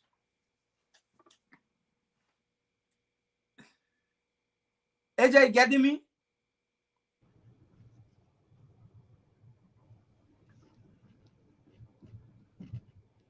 AJ. Yeah, but let me say, yeah, but Varisagi came on and said that he's speaking as an independent, but throughout I thought we switched from CDC. Yeah, but let me say, yes, I can. Go ahead. No, it was replaying. It was late. It was late, but go ahead. I said, speak on. You got 3 more minutes. 3 more? Oh, Well, AJ, you know the time. The man time finish. They got 3 more minutes. so, Hey, No, give the man all The the man got time. 3 more minutes. so Because I interrupted the man. Go ahead. You know, so Vanessa The man say he's close. They go back to you, my man. Vanessa will tell you say he independent. Why he cannot support United Party fully? Because like the flip-flop politics there. So tomorrow when United Party lose, he will say, I was not there. I was not United Party partisan. I'm an independent. No, you have to be on the side. You are United partisan. All of y'all are supporting United Party, you're United partisan. But these guys that they can turn the right and hide their hand. And these are the reason why the United Party is not the option for Liberia. Because the people then that want to run your country, when you see them, we get a Liberian community, they couldn't even run it. Vanessa right here. Vinton, you right here. Vanessa ran the Liberian community in Iowa on a web ballot. When he came, he was the only journalist and still the only journalist that was standing up for the people. What did the man do to you? Paying you from the community. Allah? But this is the man that will come here today and tell us about integrity. You know what the man do to our Liberian community? Somebody that can run Liberian community, that country they will run. Yeah, but I said let's talk about the issue. Let's leave Vadim Saki leadership that are in the Liberian community. Let's talk about the issue. But anyway, let's move on to yeah, no, I understand, but wrap up in 1 minute now. Let's move on to VK on his reporter. Yeah, y'all move on to see. I want to listen to all my friends from CC talk what I talk. Okay, VK. Be careful. You got a bad future now. Political landscape. Iowa. If you do yourself, you will see something. I rest my case. All right. So VK, you want to report? No, I want to listen to my man Steve. See guys something else to say. I want to listen to Steve. I want to listen to all my friends from CC. Then I can report to all of them in 5 minutes. Okay. So then let's listen to Malcolm. Malcolm, fire it up. I'm not a moderator. No, Steve, don't worry, I got it. Your time will come.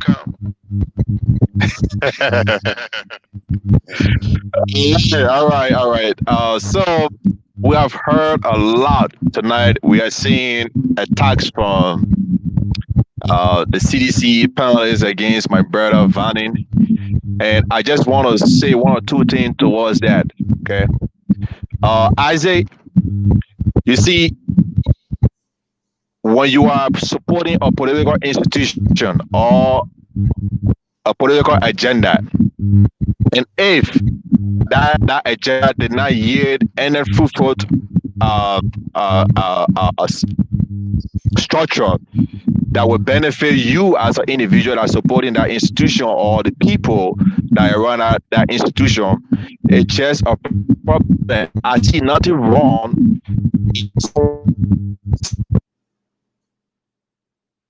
or different path. It's politics. I mean, there are people even in your. But man, if you listen, then you will hear me. All right. But let's be serious here. The man has the right to support whoever he wants to support. And if he's going to support Ambassador Braga like myself that believe in the leadership of Ambassador Braga, we think that, under his leadership in the Unity Party, Liberia can strive to a great success. Liberia can compete with all our competitors, in West Africa and around Africa. But as it stands right now under the CDC government, we have nothing to show off. Right? You talk about security. You look at Ghana. Ghana do not have a good economic structure. They are failing in the economies. But you're seeing that they are attracting a lot of investors. You're seeing the infrastructure. They have a lot of great buildings around in Ghana. Ghana 10 years ago is not where it is. But because when you see in West Africa, when it comes to security, Ghana get one of the best security system as compared to the competitor, which is Ghana, Nigeria. Nigeria economy is in Ghana. Do not go you know how many Black Americans and other Americans are going back Ghana to buy land and build their houses because they know that those investments will be protected. Unlike Liberia, you cannot invest into a system where there's no proper security for even the local people like that. So how you expect people to put their money? Your money, you like in America, you will not invest your money into something that you know that you will not get anything out of. So let's be realistic. The government have failed. Georgia took over when you saw Vani supporting CDC at the time. Georgia was not president. So every Liberian felt that Georgia was the man at the time. So he wasn't a president. He was a newbie, even though he served as a senator. But they thought that, they felt that there is a need to give him the chance. And when they gave him that chance, he had not taken any advantage of the opportunity. He misused it, and you're expecting the people now to give him a second term. It's impossible. Vani is a human being, he's a Liberian. His support for Georgia is that Georgia came on the basis to face things in Liberia, to prosecute criminals. But yet, you talk about Omer Braga spearheading the Unity Party and Unity Party corrupt for 12 years. No, if you look at the record, Manasari did actually extremely well during her first term. It's her second term that she has failed the people. And with that, you stay taking her. I mean, she took credibility for some of those failure. But you guys, I stay hanging out with her. We know she made a lot of great decisions, within our political land space. She controls it. But you there dining with her, you are not prosecutor, you are not prosecutor. People from our government, I would be happy if Georgia go after those Unity Party members or employees that work for the Manaseri, go after them. You talk and say, oh yeah, the man is corrupt, the government was corrupt, but you go on the cottage tree and drink beer. Playing with the Liberian people feature, that's what we're talking here. So we have a woman who has nothing to worry about. He got no woman. He will not take off here and build 49 units like Georgia. Okay. You will not have a finance minister where he would take 25 million and put it in, set it up for a mobbing exercise, and he will not yield anything to the economy. Nothing positive.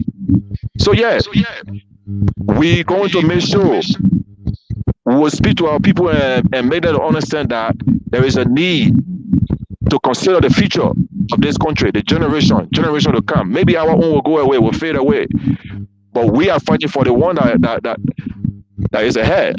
And I think every Liberian should be focusing in that direction and forget about anti-politics. Put Liberia first. Thank you. So we had the time. He still got a time to come back as a young man. He will learn from his mistakes. Like you see, Trump is coming back, so like he get a one more chance. And right now, he's the only voice in Liberia. There was no man that put one. Thank you, Malcolm. Vani or Steve, one of you want to go for your 3 minutes? Because I was totally listening. Yeah. So maybe Vani want to be the last, so that I leave the voice and we leave the food here because they got nothing to say. Steve, go ahead. Okay, You're mute, please. You're mute. Like I said before, and I continue to say, it will not be fair to pre-Joseph Boakai over George Weah. The fact is that Joseph Boakai, like I said, and all of you cannot come out here and say anything. Like my brother always Michael saying, we talk about the features of our generation. There is no job. But very good, you make it clear that the reason why Georgia did the harmonization is because he brought people and he recruited a lot of people. And the one English always you guys can use. One lady posted the same thing today in our chat room, and I responded to her. Citizens are at the election commission. I mean, they are the poor white shop, they are the citizens, are they not Liberian? You claim United Party partisan, are the mean Liberians supposed to work in the country? And you say because Georgia brought citizens, are they not Liberian? Where they come from? So long now United Party person working in Apple, they're not Liberian working. Why you guys continue to say those kind of politics? They brought citizens and put them into position. You expect who to work? Liberians. They see Liberians. So that should not be citizen working. Well, because United Party is not working there, so it means that citizens should not work. They are Liberian like you. They have the same experience. And you guys will have the kind of courage, believing that this election you're going to win. But I'm saying to you, for me, I speak from the holistic standpoint. I'm telling you, from Liberian politics and politics that are in, I know Joseph Boakai will not win this election. Believe me or not, all that calculation are doing and numbers of this and number of that, number of this is different from politics that play overnight. It's different from politics that plays after everything. Right now, as we speak, there are strategies that are improved. United Party improving their strategy, like what the man was saying here. You know, those voters you are getting classic voters that are going to gain you, or United Party will take Trump from. Where? For one part is that I love you guys, critics, but there's no magnitude. All you do is just criticize Georgia, but you are not bringing no ideas nothing you're telling people that can improve the country. You're talk big. All the big thing you can say, they want to happen. Security sector, that is your thinking right in the Iowa here. That not Joseph Boakai thinking in Liberia there. Do you know that government preaching is different from government performing? All that thing you're saying, you just want to get United Party a lot of tough time for Joseph Boakai because all the things you're saying they have on record. And if tomorrow, God forbid, I know Joseph Boakai can't win. If you become president, this thing you're saying that way, you'll be the simple kind of say, you are gonna get it full time, the poor spot the country, the economic breakdown. We just trying to build it. You will start defining all kind of lies that will suit your or fail or strategies. One more minute, Steve. 1 more minute to wrap things up. Everything you're saying, they are now on document. These are just personal perception. The way you feel, the way you want the country to be, that's your feelings. It's not what on your policy statement. You're not speaking Joseph Boakai policy statement. And how Joseph Boakai going to reform Liberia. Come out tonight and list those things. Catalog your United Party or strategies for transforming Liberia to success. That's what we want from you. It's not Joey. Okay, Joey, I thought we agree. How are you going to improve the system? Tell us. It's not about Joey. I thought okay, we agree. But nobody thank you, Steve. Thank you for the night. We will continue on Sunday here with you. Thank you. But Vani, you want to give your rebuttal closing? Yeah, Mr. Ho, am I live? Vani, can Vani hear? Yeah, I'm getting you. Are you getting me? Maybe I gotta go back and come back in, Mr. Ho.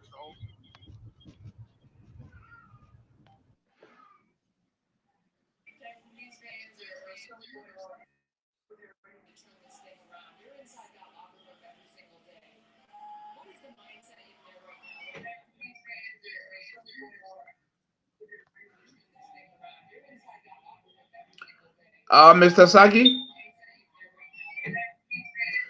I I think think Vonnie Vanny went go off come the again. screen here, but Yeah, let's go go make ahead, go to come again. VK.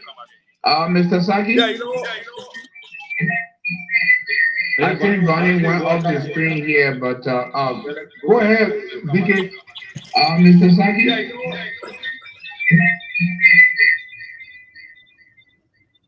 Mama, yata JMP to send Vanny data ba. Yeah, Mr. Host, am I clear now? yeah, we can hear you, Vanny, we can hear you. JMP to send Vanny data ba. You gonna get me? Yeah. AJ, gotta mute your phone, Mama, AJ. yata.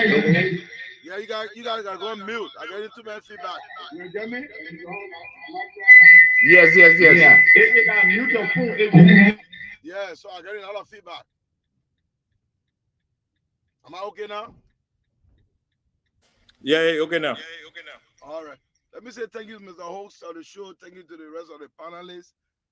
Let me just make a few things clear. I want to say thank you to Margot too much for everything he said in my defense. And he spoke my mind. So, and let me just say a few things. As I fought to remove the Unity Party for 12 years. I never said the Unity Party government was perfect. I'm comparing the Unity Party to the CDC. The CDC was a complete waste of time. That's not contradiction. I'm comparing two regimes. So that's not contradiction. I didn't say anywhere that Unity Party was perfect or any Joseph Boakai administration was perfect. But when I compare the two, I regret wasting my time for 12 years. Now, two, when you talk about, when my brother talk about the future, I know most of the time with the young people will talk about the future, we think the future is about age. No, I say, you are young. But that does not mean we can think about the future more than an 80, 90-year-old man. A 90-year-old man may have a brighter mind for a better future than even a 40-year-old man. So your age does not make you better for the future just because you're young. They got young people who are not serious, who don't even think about the future. I want. So again, I go back to this. Mr. Hope, can you just so I can see the other panelists you got me my one on. So let me just say a few things again. We are not guessing here about this election. We are not coming to power. I mean, fighting to bring Joseph Boakai to power because we want job. Our people think. And I say, in life, never learn to be slave to your decision. When I left the CDC after 15 years, I decided to be independent because I don't want to be placed in a position like some of you are in today, where you cannot speak the truth now because you are partisan. So no. Two, let me make something correct there. I say you say I'm now a citizen. I was Speaker Title Party. No, I've been with the CDC from 2005 all the way to 2015. We founded the LPDP. So from 2005 to 2015, I was a citizen, and we founded the LPDP. I became the chairman for the diaspora. After a couple of months, we went to the coalition. So I mean, all my political life from 2005 to 2020, it was all about promoting George Weah. So get it right because I know that how you people behave on the CDC. Once somebody disagree the way President Weah is managing the country, they no longer a real citizen and say they were not citizen. So again, I did not support President Weah as it because I love President Weah. No, I was believing with expectation that President Weah could be a better leader for my country. But then when we took office, after the first 2 years, I saw him comfortably relaxing in bed with the same unpatriotic behavior we criticized for 12 years. So when I saw that he was worse than the thing we criticized, I decided to back up and stay with my conscience and my country. So it's not because I wanted a job or because I wanted something. No. So I just wanted to make some of these things clear.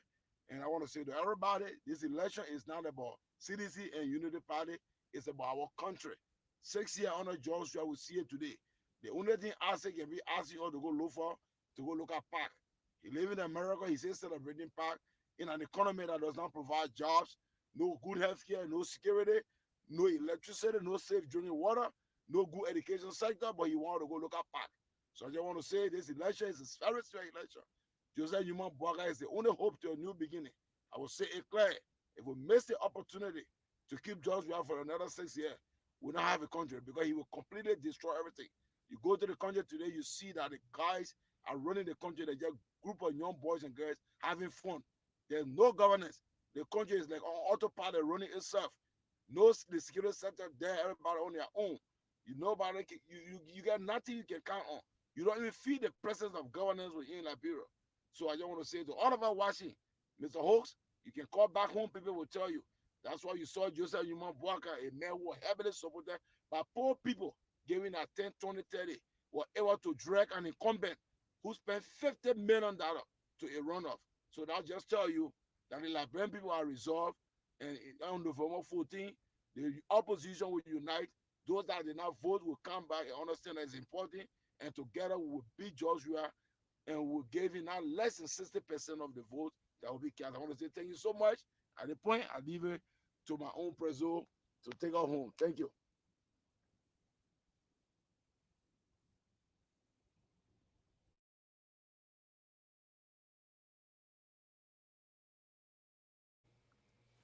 VK Kamikehi political career. I'm done, Mr. Hawks. All right. Thank you very much here, Mr. Saki. So we will turn to Valiku to pretty much end the net. political career. Yeah. We will turn to VK. VK, we gave you 3 minutes and plus 2 minutes to wrap things up. No problem. So Very you easy. have 5 minutes. Very easy. 5 minutes. You know, I listen to a lot of my friends. That's why I wanted for all my friends in CDC to speak before I speak, because, you know, I listen to them and it disheartening. You know, when I wish my brother when he was on the show, he just left. But listen to what they are saying. Listen to them. Are we speaking about corruption right now? They may have 6 years. They're the most corrupt government. Mop up exercise. Where in this war? And maybe I didn't know where, I don't know about that one. But where in this war, you heard that finance minister did mop up exercise, he said he told the money to get a money changer. But yeah, you can't even find a money changer to get the money to.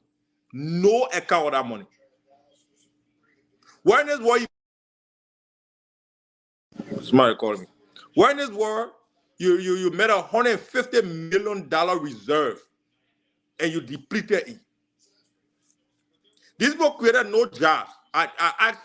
I've been asking every show, how many jobs the CDC, hold it talking, how many jobs has CDC created? The government is not a place for us. You go reduce other people's salary because you want to add more people to the payroll. That means that those people have no innovation to create jobs in Liberia. They're not going to do it. They hammer now other people's salary so they might add more people to the payroll. My brother say they say CDC ain't working. Are they not Liberians? So are other Liberians not Liberians to work too? Only CDC more work. Even in government. Plenty of ministries are working there. Including your finance minister. He was working in government. They are talking about, oh, they ain't gonna bring nothing new. Who is Lin Eugene Nangbe? Eugene Nangbe, where he come from? Who is Eugene Nangbe? Look, this is the problem with the CDC. The CDC have had no ideas how to run this country for 6 years. The records are showing. My brother Isaac talking about, look, Isaac, if you're doing well, we'll not be having this conversation. You'll be in a comfortable lead. The fact that you are even losing Maserado. Bro, young people, you're talking about man, he this and that. Liberia one of the youngest population in Africa. And these young people now don't want to vote for Joshua again. You know why? AJ, these guys are looking at their future. These guys have smartphones. They see what's going on around the world. And they're like, look, this government here is not for us. If you think I'm lying, go watch a video from G.W. Gibson. Those young men ran the finance minister out of there. You know why? Because he told them he was going to feed them for 3 days. And in their minds, what 3 days feeding going to do to us? We don't have libraries. We don't have books. We don't have our labs that's not functional. And that only rest and beans you think you can bring to us. Look, the young people's minds are also transforming.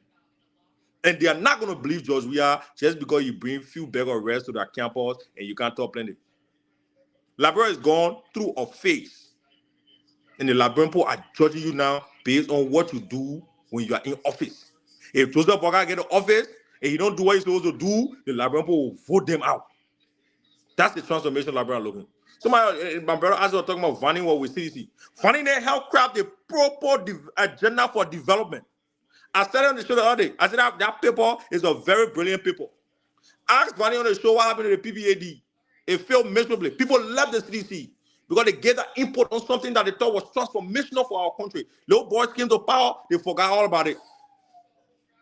We are sitting in the 2023, in the 21st century, and we are discussing PAC. Now, PAC we're discussing in 2023. We're not discussing manufacturing. We're not discussing in using our natural resources to have products, value addition, end products so that we can export, so that our GDP can grow. We're discussing PAC. I mean, that's how you know our brothers in the city don't understand what's going on here. Let me tell you, my brother, the Liberian people are thinking different. You build hospitals where I know medicine. Doctors in this country today, today, the next day there, but yesterday in Liberia, which is still today here, the young doctors in our country had a press conference against the policy that goes against them. The recklessness of the CDC-led government is touching every walk of life. Even motorcyclists are endorsing Bwaka. My brother, Bwaka pathway to the leadership is secure by the CDC inability to lead our country. They come here, they spew different things, they talk about PAC, substandard roles. They have created no jobs in 6 years. Their economy is a bust. No program the CDC-led government said they were going to do. The PPAD is the biggest failure is the biggest hoax and failure in our country history. And yet we sit here, and after 6 years, we'll be discussing 1 or 2 PACs that were built in 2023. AJ, come on, man. Look, the Liberian people is not me. I didn't vote in Liberia. The people who voted for this race to be tight, I wasn't there. Those people voted because they want a change. AJ, when you born child in Liberia, and that child was 6 years, that child was baby, when Joey told over the child 6 years old. If you get another Joey, another 6 years, that child 12 years old. When your child 12 years old today, by the time Joey leave power, that child will be 18. People are making decisions based on their future and what the CDC offers. I can tell you, they don't offer a future for Liberians. That's why Liberians are going against them. Look, Appeton was a creation for the CDC that went by against them. Appeton was a CDC creation to siphon votes from Joseph Yomo Bwaka to win the first round. And unfortunately for CDC, Appeton has gone sour in the mouth. My brother, even the people there to help them are beginning to realize now that the CDC is bad for Liberia. And on the 14th, the Liberian people are resolved to put Joseph Bwaka, who has a transformational agenda, who have people to keep his feet to the fire, who have people to hold him accountable. And Mr. Bwaka is going to lead us. Mr. Bwaka is going to lead us to a better future. My brother, as the anything you say, I got about 5 minutes. Thank you very much, That's Mr. Cabo. We'll see you on Sunday. Thank you, You know, we're gentlemen. listening. Well said, well discussed. I love the discussion, the debate. You know, I love the analysis. We are going to end the segment here. We're supposed to end at 9 p.m. because we started at 7:20. We will see you guys on Sunday. Sunday we start at 9 p.m. Central Time. Tuesday 7 p.m. and Thursday 7 p.m. We discuss national politics 3 days a week. Wednesday we discuss relationship and ladies night. Monday we do promotional interviews. But thank you, gentlemen. Thank you for your input. Well discussed, and we look forward to seeing you all on Sunday. And on Tuesday we will be live throughout as our correspondent from back home gave us some numbers, and we pretty much do some predictions analysis as well. But thank you, good night, and extend my salutation to all your families, and stay safe, stay warm. Good night, guys. Have a good night. Yeah.